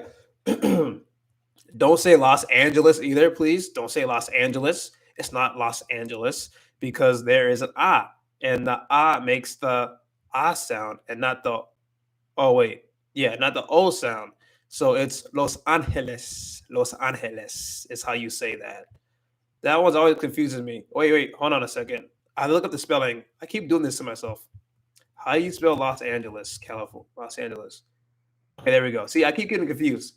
So, yeah, so that's why it's confusing because there's no a in it, so you wouldn't say Los Angeles. It's Los Angeles, and it's kind of weird how we say that in English anyway. Why is it Los when it should be Los? If anything in English, it should be like that's weird. Anyway, yeah, it's Los Angeles, Los Angeles, like the angels, the angels, Los Angeles. Oh, eres de Ecuador. Qué interesante. Bienvenido desde y saludos desde los Estados Unidos. Los oh. Finalmente llegaste. Tardaste muchísimo en venir, ¿verdad? Muchas gracias por venir. Te doy la bienvenida.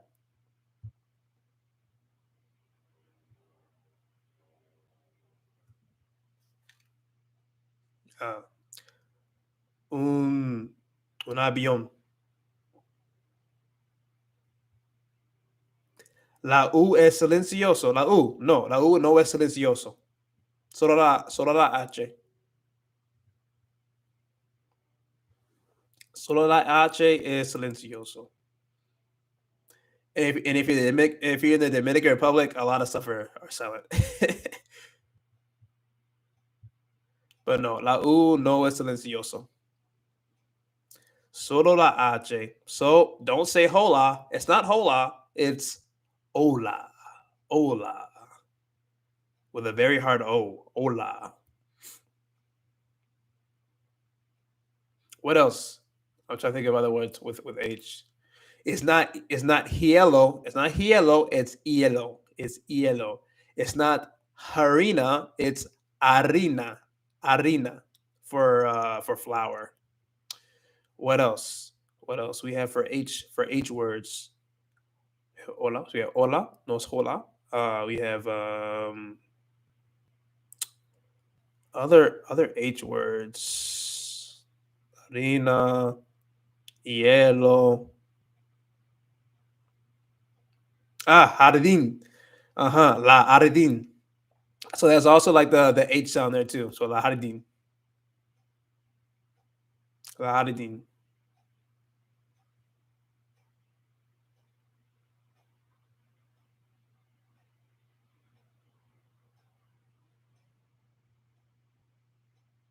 Smell. Huele, oler. Thanks for that. Los olores, the smells, olor. Huele muy mal, or hueles muy bien, huele rica. I like that one a lot. I love that one. Huele muy mal, huele muy rica, huele bien. That one's very useful. Huele. So yeah, that one's kind of that one can be kind of difficult. And because you have the combination of the oo and the a, so it makes that way sound the way. So it's not ula or something like that. I don't even know. Actually, let me look it up. so I can like see it and then try to huele. Yeah, so it's not like I don't even know how like a beginner would even pronounce this, but it's not like huele or huili, but it's huele, huele bien. Del verbo oler, oler. And this is one, yeah, this is one of those ones that, yeah, that changes like completely, like an irregular verb.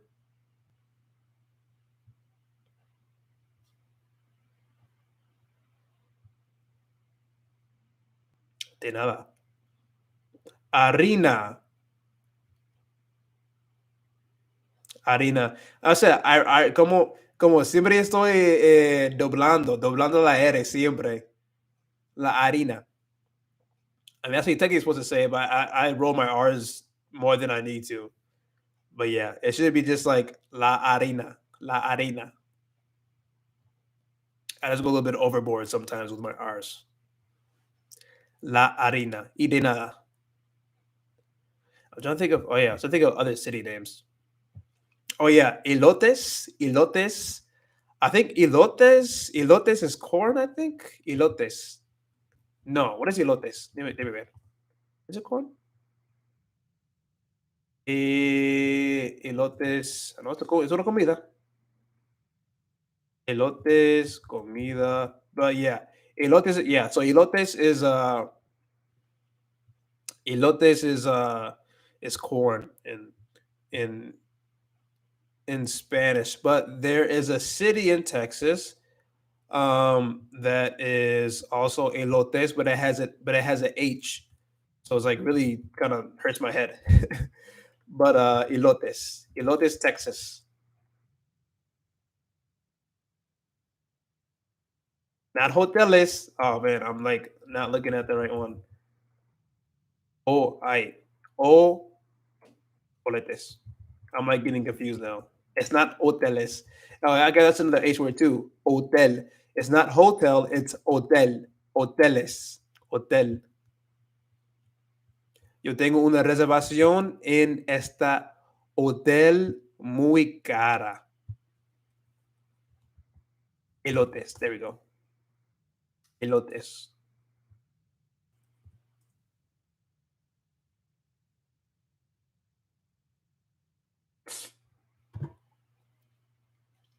No sabes qué.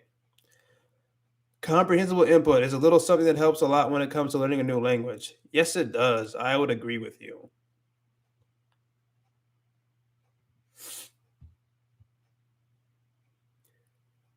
I don't know how to say, no sé cómo decirlo en español.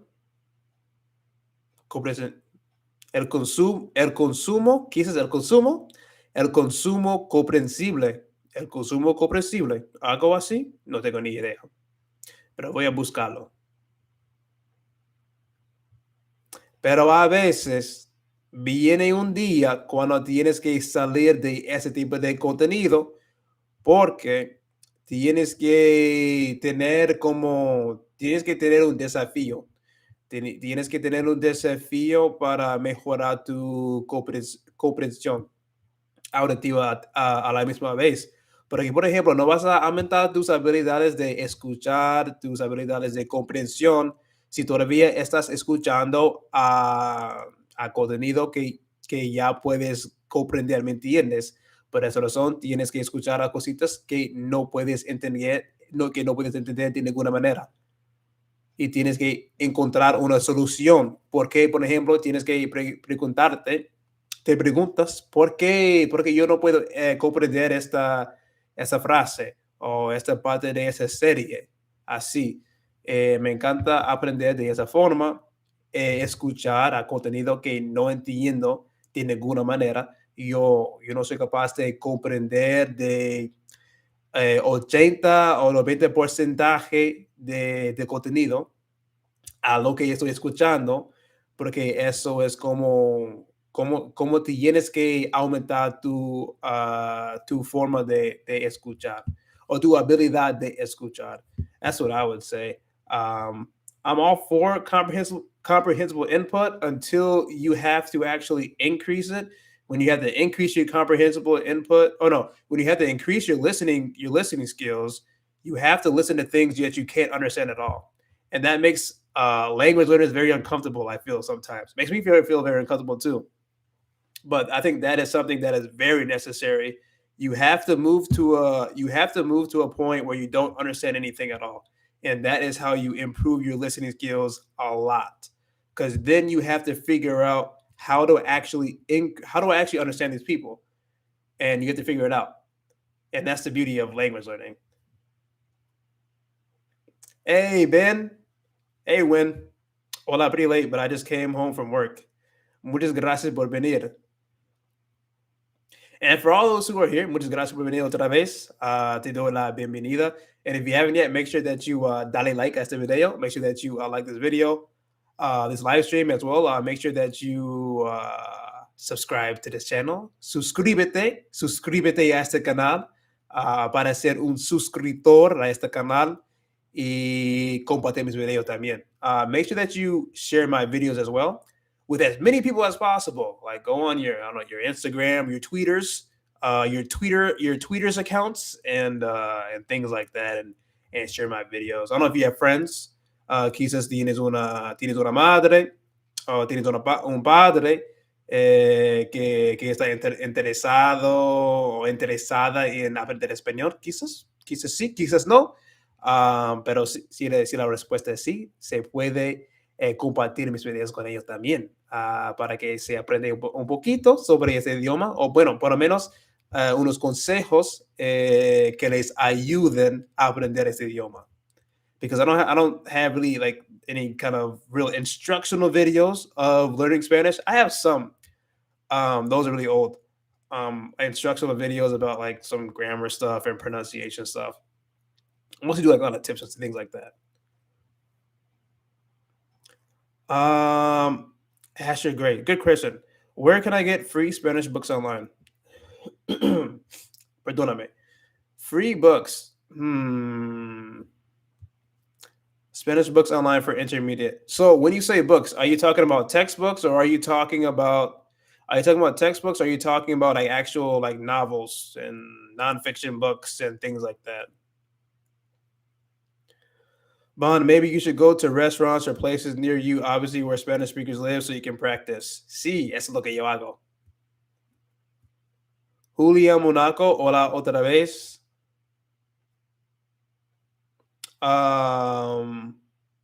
Oh, thank you for that. When, because I don't really know any website where you can find them online.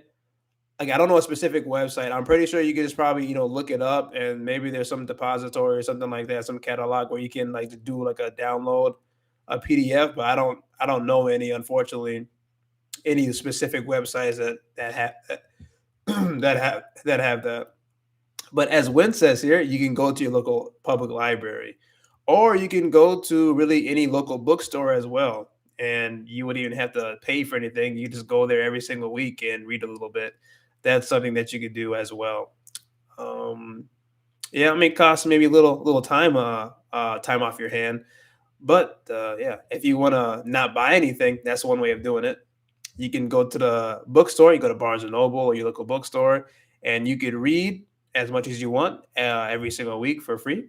There's usually like some seats or something like that where you can sit down, and then you don't have to buy any books. So that's one way of learning Spanish very inexpensively. Or I guess nowadays you have cell phones. We have cell phones, so you can take pictures of pages too, I guess.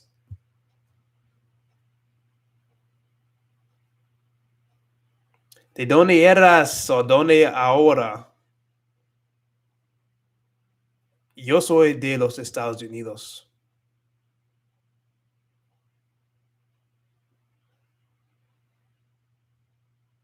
I gotta stop shaking my computer. Mi computador mejor. That's one video I want to make. I want to make a video about how long it, or not how long, how much it takes to learn Spanish. Y vive en Canada. Because really, it isn't. I mean, there's so many ways to learn Spanish. You don't have to spend a ton of money, and you definitely don't have to move to a Spanish speaking country to learn the language either. You do not need to do that. Mostly everything I learned has been in my apartment. You have internet or place where you can find literally anything. Yeah, you have a phone, a computer. You have access to a whole bunch of free resources. I said, or go to the library or go to a bookstore, and you can plenty of resources there too. I often go to bookstores. I like going to bookstores, and you can meet people there too. You can meet people at bookstores. Some of everything. Gracias a todos for the input in this live. De nada. Yeah, thank you all. This has been a great conversation. This has been really fun.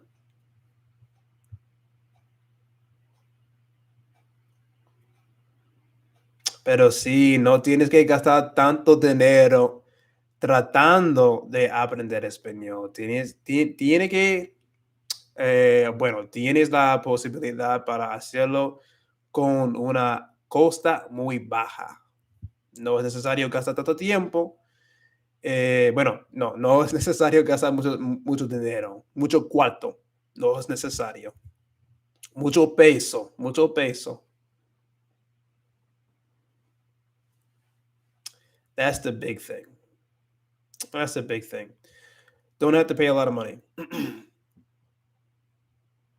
Libraries, bookstores, restaurants, all comes in handy when learning. Yeah, yeah. Especially depending on where you are. If you're around Spanish speakers, then you can practice with them. Depends on the person, of course.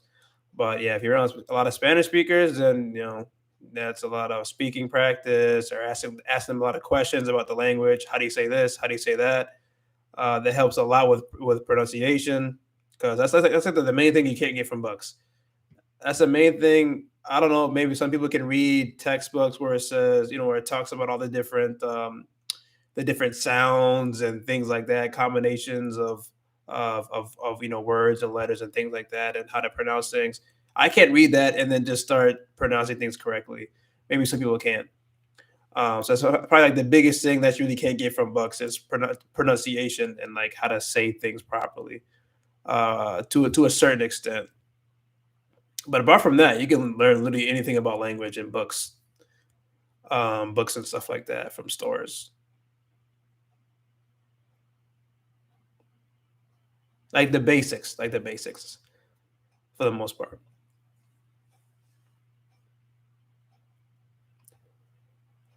Yeah, my job, they're starting to open up now. Opening, they're starting to opening up now. Oh, como la gente, los hispanohablantes ahí. Man, debo de decir que estás bastante bien con tu español, especialmente tu pronunciación. Sí, podrías pasar por un nativo. Muchas gracias por eso. Eso me pone muy feliz. Y también me pone un poco rojo. Me pone un poco rojo en mis mejillas. Languages bring new connections. Absolutamente. Absolutamente.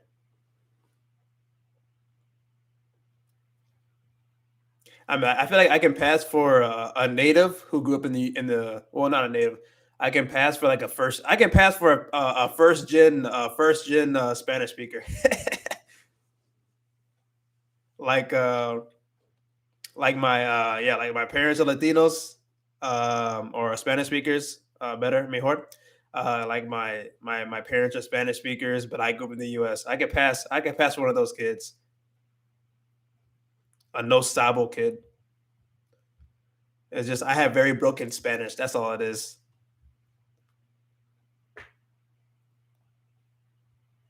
But some people think I'm a Latino sometimes. I don't know why.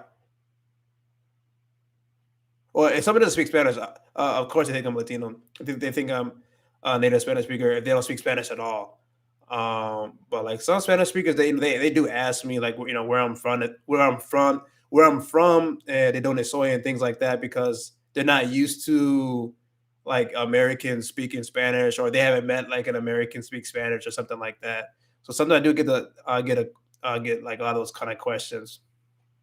O like, oh, eres dominicano, no sé, como eres puertorriqueño o algo así, no sé, de varios países. But like, I don't know how I sound, like how my neutral Spanish sounds. That's the only thing I kind of wanted to ask more natives about because I don't know how it sounds. Like, I don't know if it sounds like an American accent, or I don't know if it just sounds like a generic like news reporter, Spanish news reporter. I have no idea how it actually sounds.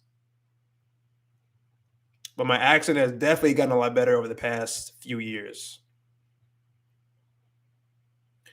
Francis Hall, Mike Ben's book is great. Look it up. Yeah, I saw he came out with a book. I haven't read it. I don't have it, but I've seen it on social media and stuff. But not social media. I've seen it on YouTube. When he posted that.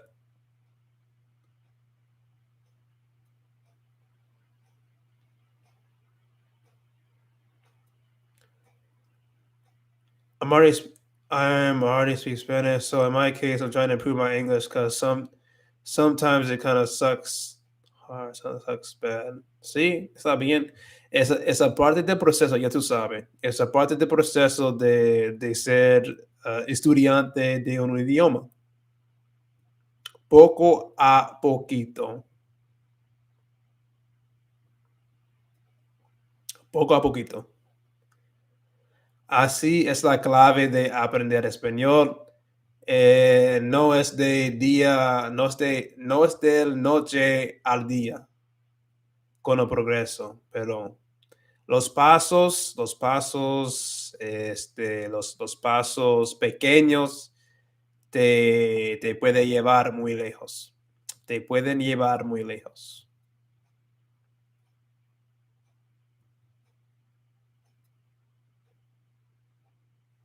I mean, I get very inspired by a lot of my friends who speak, I mean, like amazing English. They have jobs and where they speak English and things like that, but they're from different countries. Like they inspire me a lot when it comes to speaking Spanish. Because for me, I don't feel like I can really do a job in Spanish as well as I do English. And they live in they live in the United States, and they're using English, every single day at their job with their friends and things like that. I like that is kind of where I would want to be more with Spanish.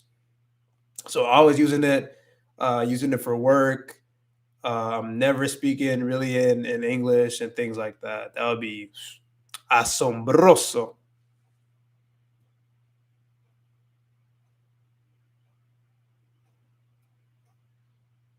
Claro que sí. Some of everything, people in my job when learning English, they always say it's so many different meanings. Yeah, because English doesn't really make any sense. Um, yeah, for example, we have through, and we have through.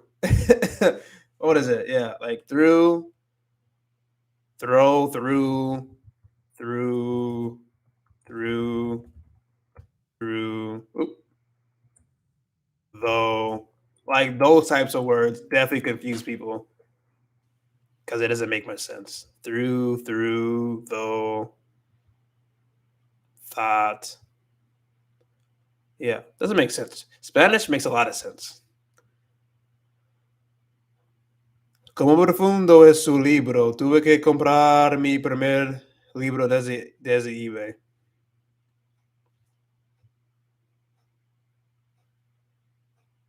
Okay, Eric. Muchas gracias por venir. What have you found that has helped improve your accent the most? So, for my accent, for my neutral accent, I would say they all sound the same.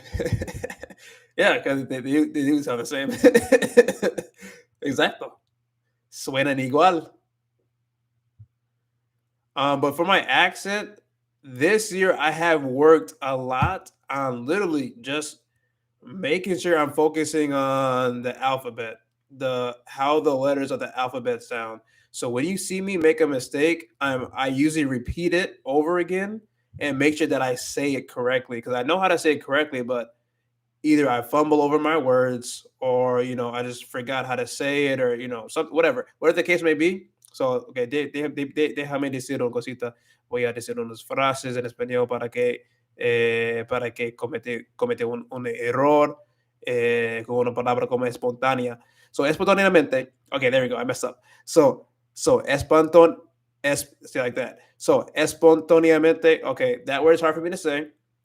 So all I do is I take my time, go slow, and make sure I say it over and over again until I say it correctly. So espontaneamente, and that's what I do.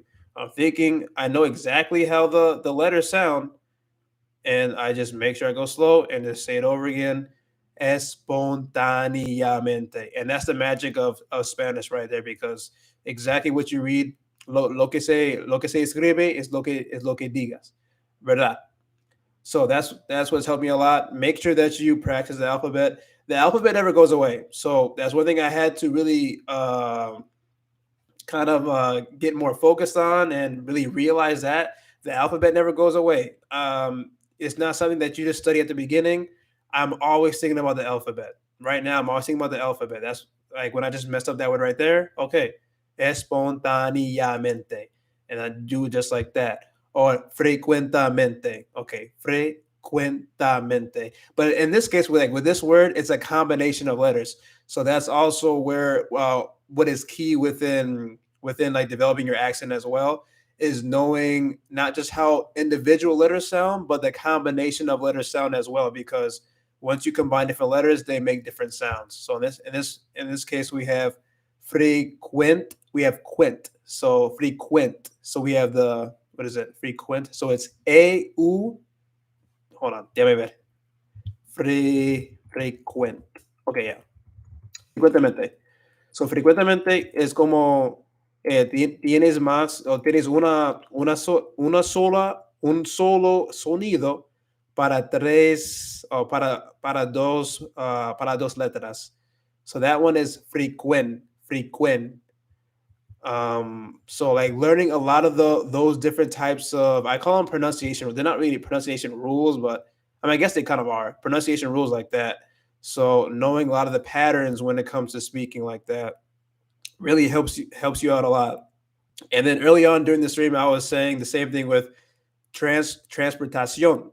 So at the end of it, you have it's pronounced like this, yon. It's not transfer. It's not transport on. It's not like that. It's transportación. Yon. You connect it all together. So it's not like single letters, it's together. Transportación. So that has helped me out, helped out a lot as well.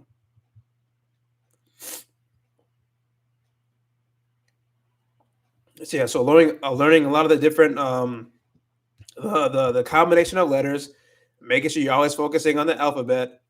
A lot of people, not a lot of people, some language learners they may not know, or Spanish learners they may not know how to say the letters correctly, which is why I see a lot of times down my videos that we literally have like the gringo, like the gringo accent is the main reason why we have a gringo accent is because we don't know the alphabet.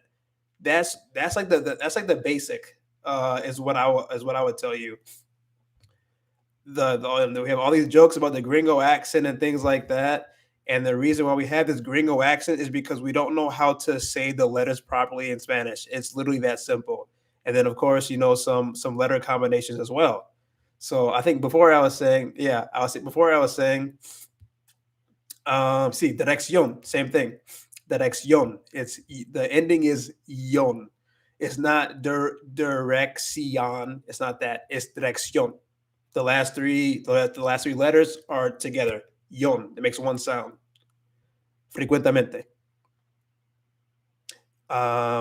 Yeah. And so, yeah, I was saying beforehand earlier in the stream that with people say Amarillo, and it's not Amarillo. So there, Amarillo is a city in Texas. It's also a color. You don't say Amarillo, it's Amarillo. Amarillo. Amarillo. So it's Amarillo. It's not Amarillo. So it's like things like that'll make you sound really gringo just right off the bat. And it's very simple rules. It's very, very simple pronunciation rules. It's just literally just the alphabet. Amarillo. If you say this like that, you're going to sound a lot better instead of saying Amarillo. It's a very simple mistake. And yeah, so that's yeah. Go to the like literally today. Go back to the alphabet on YouTube. Make sure you know how to say the letters correctly, and then just practice that a lot when you're speaking, and then also when you're reading. When I read, I like to read out loud because it helps a lot with. It helps me a lot with my accent as well because reading helps me a lot with your ability to speak Spanish fluently because you don't have to create your own sentences. And that's the hard part of becoming a fluent Spanish speaker, then also increasing your accent is because there's so many things that are going on in your head when you're trying to speak, right? If you're speaking with someone in Spanish, you are trying to comprehend what they're saying, then you're trying to think of a follow-up question, you're trying to think of what you're trying to say, and then you also have to focus on then you also have to focus on saying perdóname.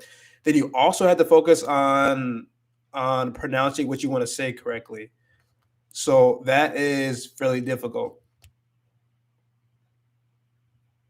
Okay, some of everything, learning the basic.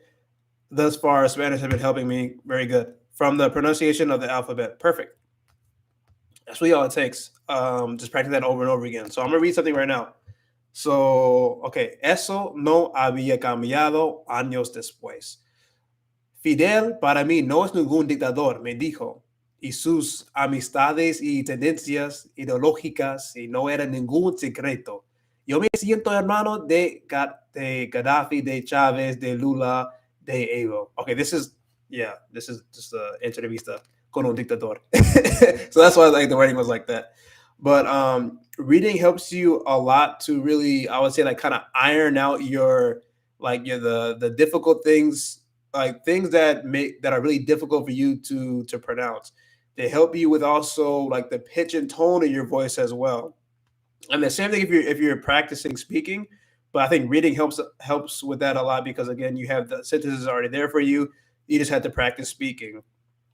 So by pitch and tone, I mean you don't sound like you're all over the place, which is how how a language learner can sound. I sound like it sometimes too because we don't know the flow. We don't know the flow of the Spanish language. We don't know exactly how it sounds, how to connect words together and things like that. So that's why I like to read. And then, that along with the basics. So instead of doing this, we're not going to say, oh, let me find a good one. El aprendiz de dictador había hablado. So instead of doing that, you'll learn over time how to say things properly. So instead of doing that, el aprendiz de dictador había hablado. I'm just going to say el aprendiz de dictador había hablado. So a lot more smoother, and it doesn't sound you all jumping all over the place, and it sounds more like a native Spanish speaker.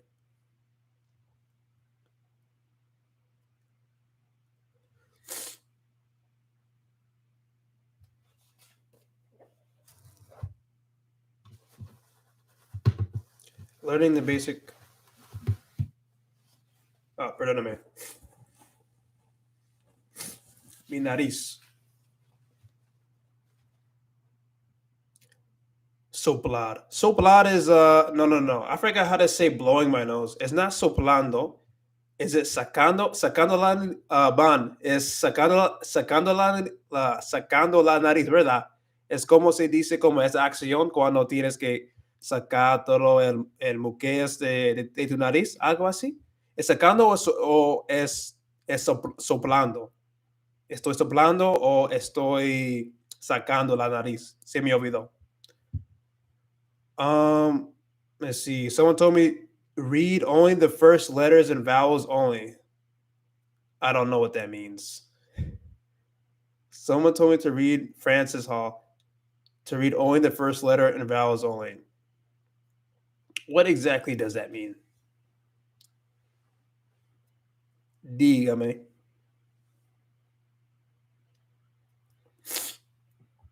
And then to Van's point here, actually, I think you said try it. If I do that, I don't understand how that works. If I do that, then I'm not really reading the word, that I'm just reading I'm just saying the letters. You mean L A O E A E I? Oh, like that. You're just saying letters. Okay. Let's see. A O A A.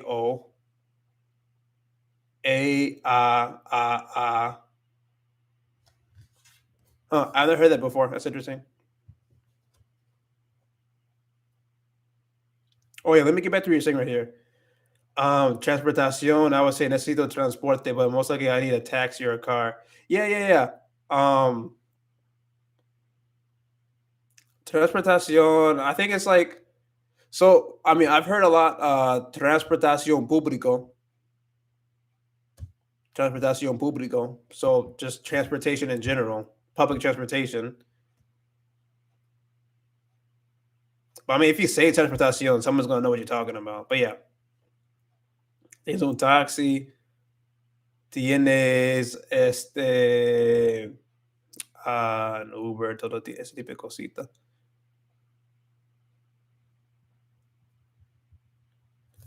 Read it all, Francis says. Francis? I mean, I'm not saying that correctly. Francis. You say read it all. You're saying just like the letters, right? So you said A O I O A U A O I U. So I guess you're just pronouncing the vowels, I guess, huh? Oh, you're saying to read it. Oh, my bad. Hold on. Okay. Antes de terminar la entrevista de Tom, con Tom, nos dijeron que levantáramos nuestras cámaras, luces y micrófonos para llevarnos al lugar de la entrevista. That's also why I like reading because you get to play around with like accents and things like that and just have fun with it. So I work a lot on my reporter voice, aka or like kind of like my radio voice a lot. I listen to the radio a lot, so I can kind of and it's like a very neutral accent, so it's kind of like really easy to do. No podía escuchar lo que Maduro y Tam decían. Había un grueso vidrio de por medio, por si intenté leer el lenguaje corporal. 50 Shades of Spanish. Look for only vowels. No entiendo muy bien lo que me quieres hacer. No entiendo de ninguna manera. ¿Qué es lo que me quieres hacer?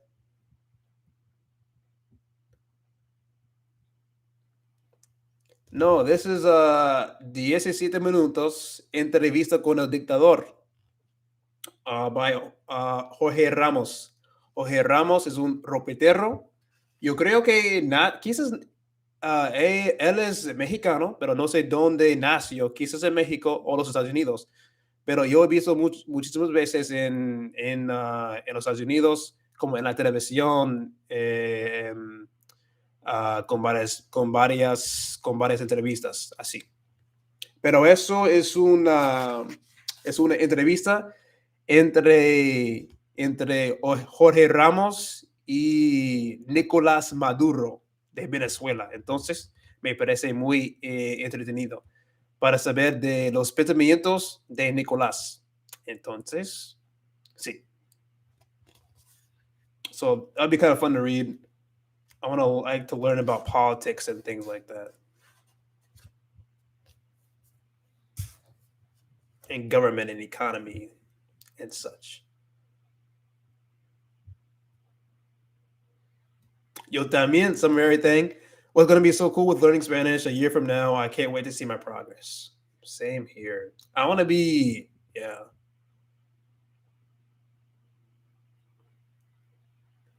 Nicolás Maduro tiene pensamientos. Bueno, yo no voy a decir que digan buenas noches. Buenas noches, John Paul.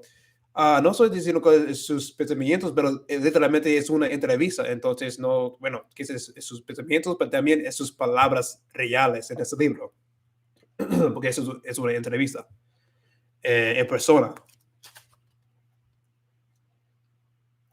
Pero sí, me parece interesante y voy a leerlo, ojalá, en los próximos años.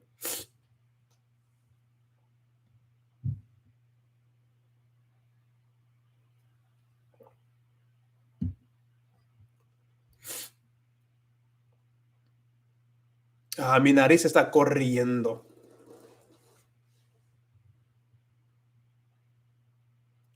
Oh yeah, also, yeah, for all those who haven't yet, make sure that you subscribe to this channel. Suscríbete a este canal y compartir mis videos. Make sure you share my videos as well. And usually in the description box on all of them, in the description box of my videos, I have different Spanish learning resources, a few different books, and let's see, a Spanish dictionary, a Spanish verb book, Spanish grammar book. So if you're interested in those types of resources, you can definitely purchase those or take a look at them on Amazon. Those in the description box as well.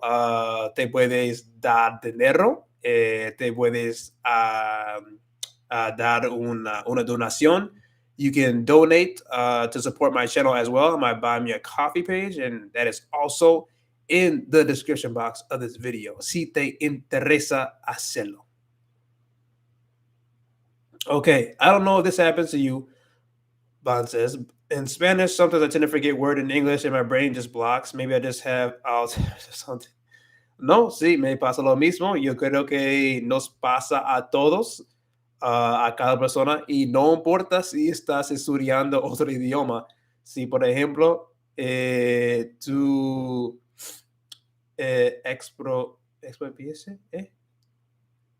¿qué fue? Oh, ok, yo entiendo. Eso menso, claro. Sí, que creo que Nicolás Maduro no piensa, claro. Entiendo. Ahora sí, tiene sentido. Por todas las desgraciadas cositas que han pasado ahí. Then just got the Ali Richards short stories for beginners book from the library. Can't wait to try it out. Oh, perfect. Yeah, has some pretty good stories in it. I like it a lot. And it's pretty detailed. I'll say that. It's pretty detailed too. Because I didn't think the one reason why I didn't buy those books before is because I didn't think you could actually tell a good story in such a short amount of time. But I was wrong. You can definitely fit a lot of detail in just a few pages. So he does it very well. So yeah, definitely enjoy that and let me know how you like it. Yep, that is definitely what you have to do. You just keep going. Absolutely. And it kind of depends on what you want to do as well. But I mean, of course, if you read, I mean, for me, like I don't understand every single word. No, no, no, no, no. So it's kind of like unrealistic to look up. Not unrealistic.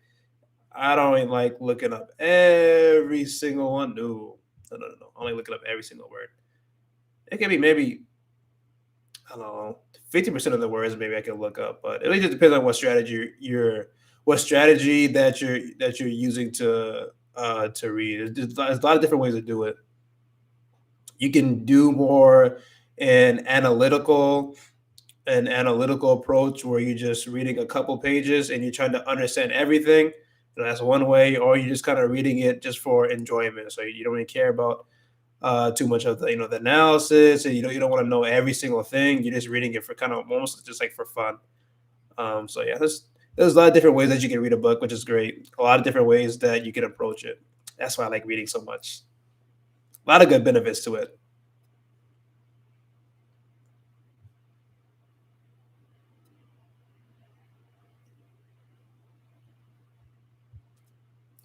I don't know what got me onto this book thing. What the original question? ¿Qué fue la pregunta original? I think I heard someone in transportation. Oh, tell me about pronunciation and why reading is so helpful for that.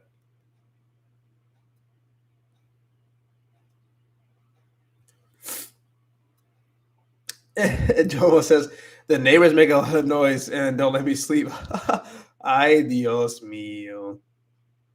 Qué pena. Lo siento muchísimo. Qué horrible. Some of everything. What inspired you to learn Spanish? Well, at first, it wasn't much inspiration. Nada me inspiró. Al principio, fue básicamente una obligación de la escuela. So at first, it was just, I had to take Spanish for school and middle school. And then from there, I liked it. My teacher was really fun and things like that. I liked I thought it sounded really cool. And I thought it sounded really cool, and I think my first love was Mexican. Yeah, she was. First love in middle school was Mexican, so I was like, oh, you know what? I like Spanish, and I guess I like this one Mexican girl. So I think that kind of sparked a little inspiration as well. But then I got into high school, and I took it because it was easy. I thought it was gonna be easy, instead of taking like French or something like that, which I had no knowledge at all. So went through high school, just went through 2 years, and I quit because I thought it was too hard. And then college, I picked it up back again, and that's kind of where I really got a lot more attracted to the language. I got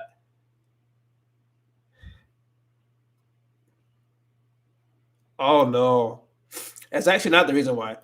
But in college, I got more interested in learning Spanish. Perdóname, mi nariz.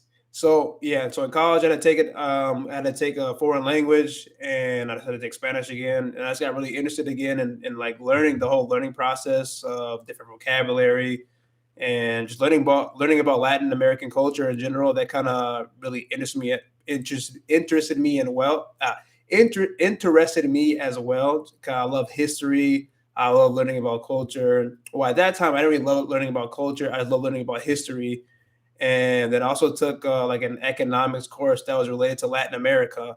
So I learned a lot about like the economies of Latin America. I studied that a little bit, so I started to get more awareness and more knowledge about kind of like the culture and history of Latin America. So that got me more interested.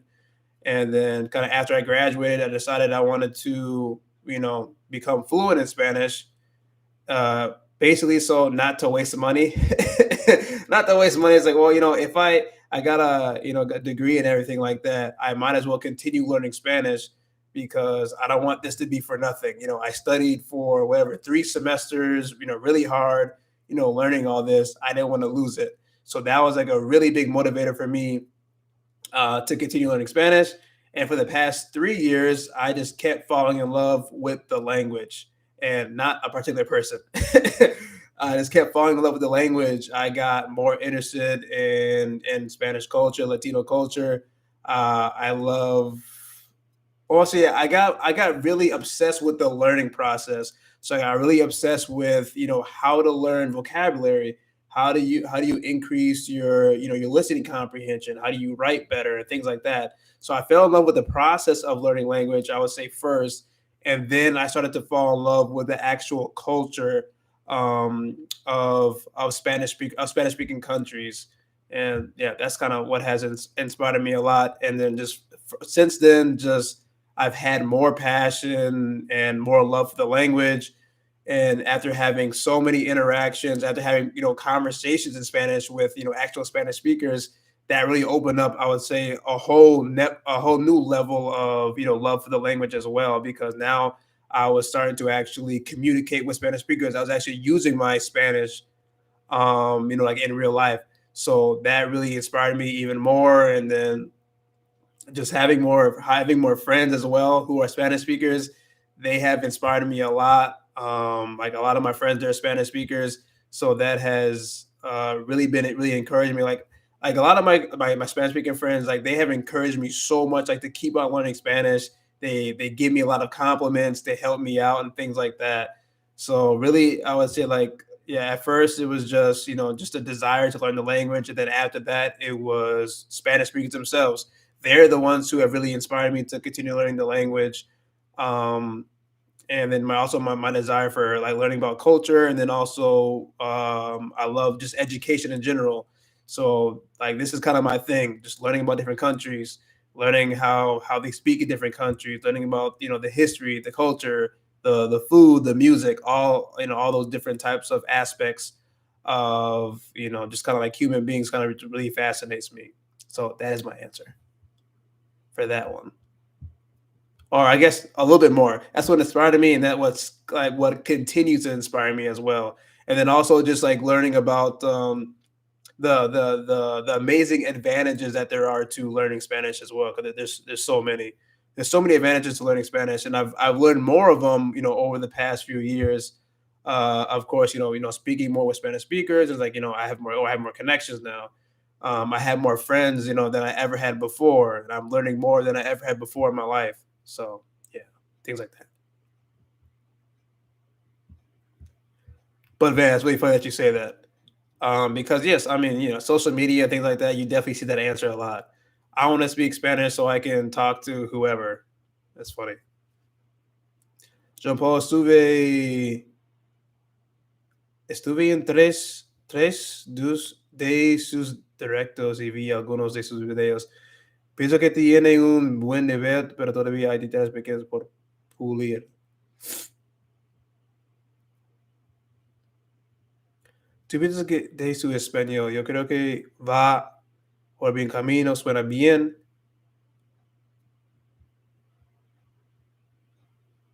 Ok. Ojito con las razones. ¿Cuántos años hablas en español? Mande. Wow, amazing. ¿Cuántos años tienes saber en español? Qué padre. Es mi idioma natal desde que era niño.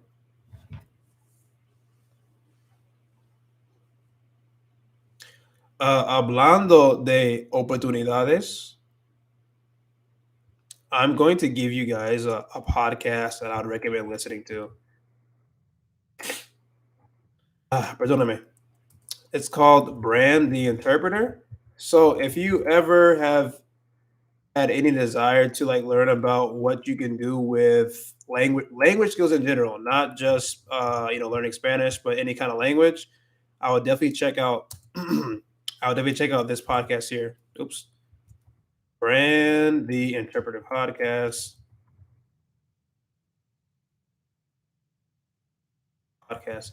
So this is all about so the host, she is an interpreter herself. The interpreter, she has the interpreter, excuse me, the creator of this podcast, she has been an interpreter for a while, and she decided to have a podcast so so she could tell the stories of what you can do with language skills, and then also just about like the interpreting field and the translating field in general.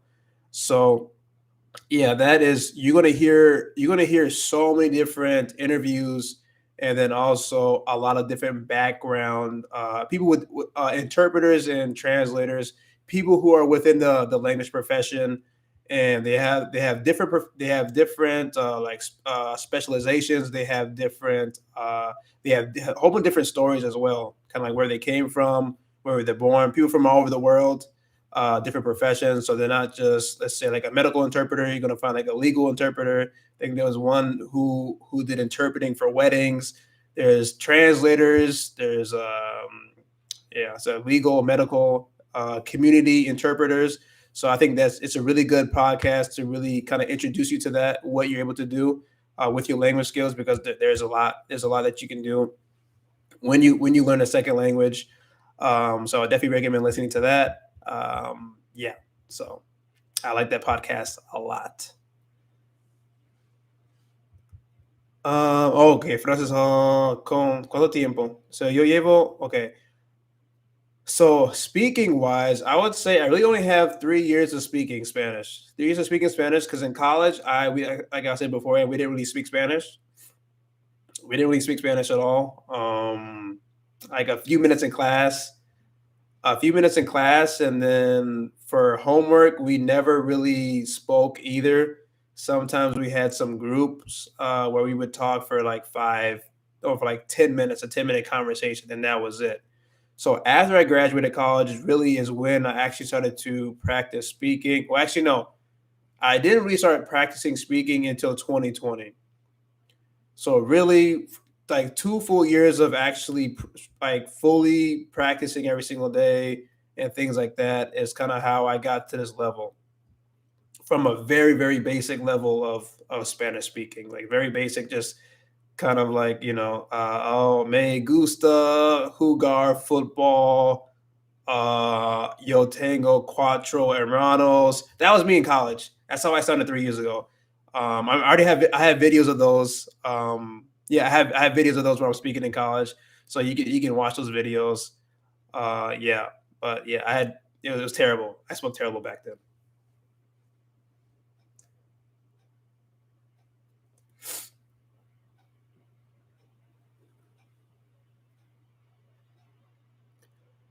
John Paul, I was wondering about being an English teacher. What do you think? Do it. Hazlo, hazlo. Sí se puede, sí se puede.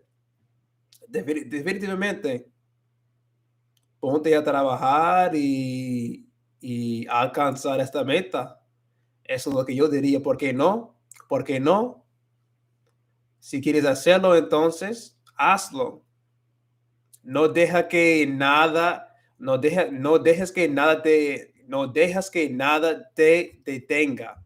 Nada. Solo hazlo, inténtalo. Comunicate no sé, con unas cuantas personas en esa industria, en esa profesión, aprender más sobre los requisitos y todo eso y inténtalo, estudia.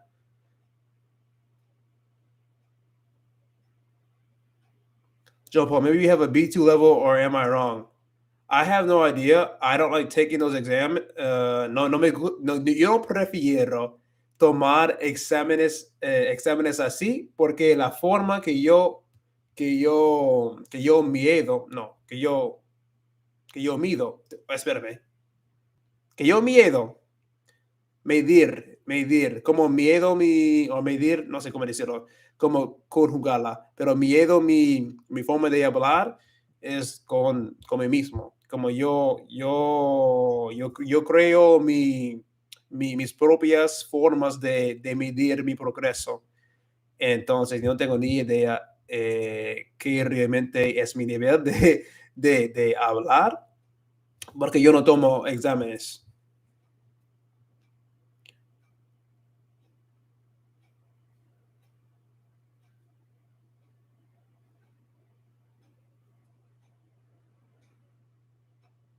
Man, I just want to be a teacher, but I have zero patience. That's what I was trying to slap. Slap me. I still think I have to improve. John Paul, mi abuela me dijo que ya cojo la pala. Significa que ya es hora de que trabaje. Vale. 15 años. ¿Por qué pensaste esto? Ustedes dos tienen 19 años.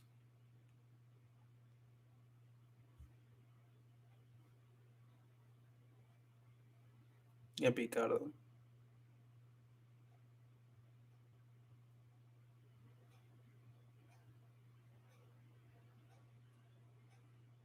Pero sí,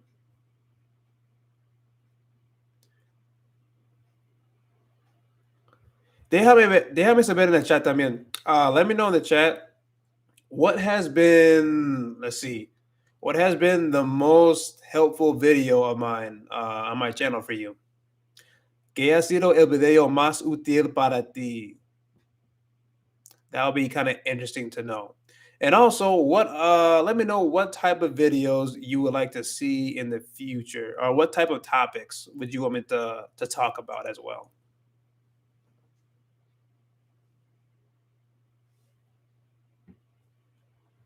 I think a lot about how I can keep this up for like years and years.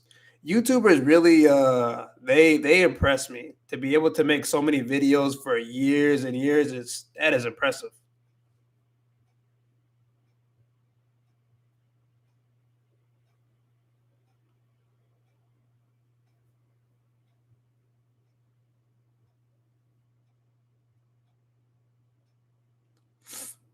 Actually, oh, hey, eso. I'm taking a course in English because I want to get a certification. ¿Qué tipo de certificación vas a obtener con o al final de este curso, John Paul? Y para el resto de ustedes, and for the rest of you, make sure that you let me know in the chat what has been the most helpful video of mine, and also what other topics would you like for me to touch on as well in future videos. And also make sure that you subscribe to my channel too, and watch more videos. Binge watch my videos. Make sure you do that. Cambridge, ok. Yo recuerdo cuando mencionaste esto antes en mi otro live stream, Cambridge certification. Some of everything. Buenas noches a todos. Gave me the money for work, but it was fun and informative. Yeah, thank you very much for joining. It was good having you. Hope to see you in future live streams. Ojalá que te vea en futuro live streams y videos. Buenas noches y cuídate mucho.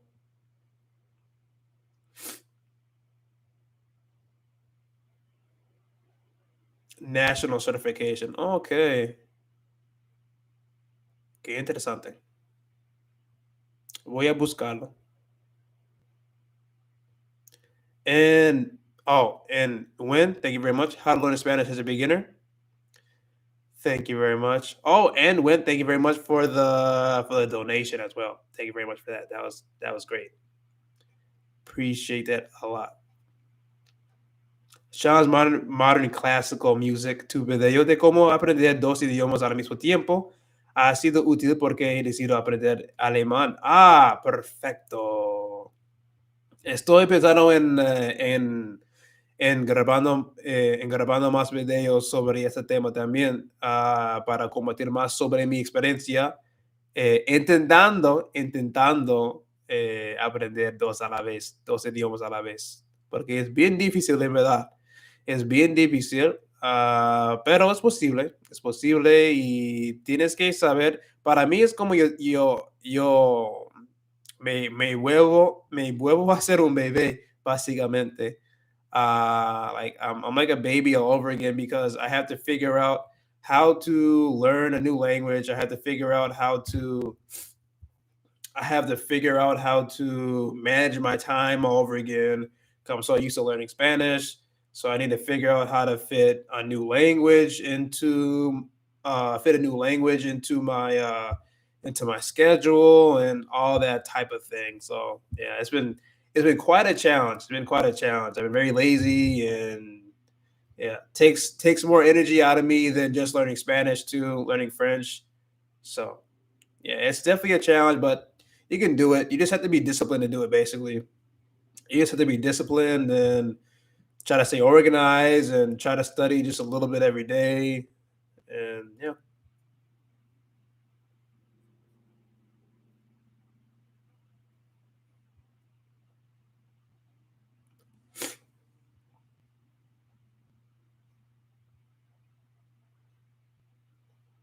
Y tú, me falta la práctica. Shadow Classical Music, puedes hacer un video sobre del examen y deberíamos intentar obtenerlo. Man, I'm a chronic procrastinator. I feel like I'm like that as well. Buena pregunta, Sean's Modern Classical Music. Bueno, no, quizás en el futuro, pero en ese momento no, yo no tengo planes para hacer este examen, pero quizás en el futuro, si me llega la idea, si me llega el deseo para hacer ese examen, quizás sí, y voy a tener un video así contando sobre mi experiencia, quizás estrategias para probarlo o para probarla. Me parece una buena idea.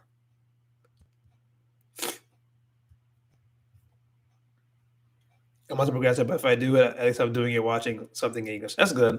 If I procrastinate, mm, I don't really do much in general. B2.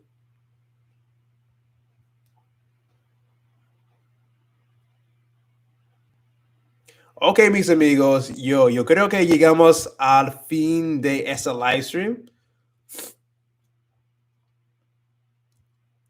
Hoy video ayudé, pero estoy buscando más videos y todo. Oh, muchas gracias. Input comprensivo una forma de emprender un idioma.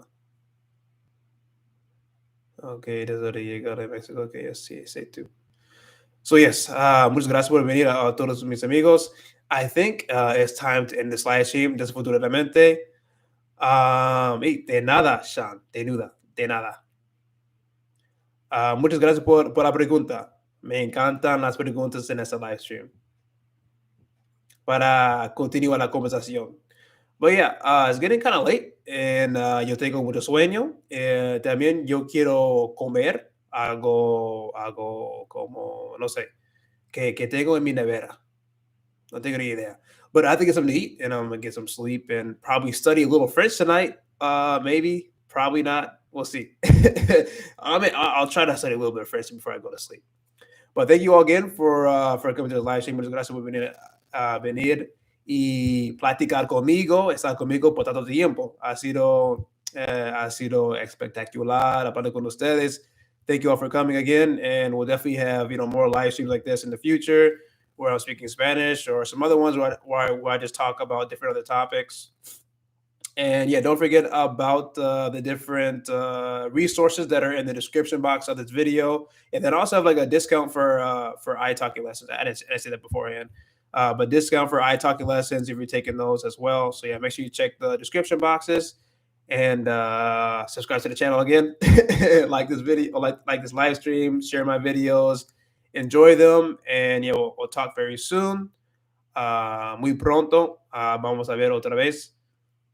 O nos vamos a ver otra vez. Entonces, buenas noches, cuídense muchísimo, and don't stop studying Spanish. Please don't. And make sure that you set your goals for next year too. Don't forget to do that. Do that before the end of the year. Don't do it in January. Do it either like now or December. Pero adiós, nos vemos, cuídense. Gracias.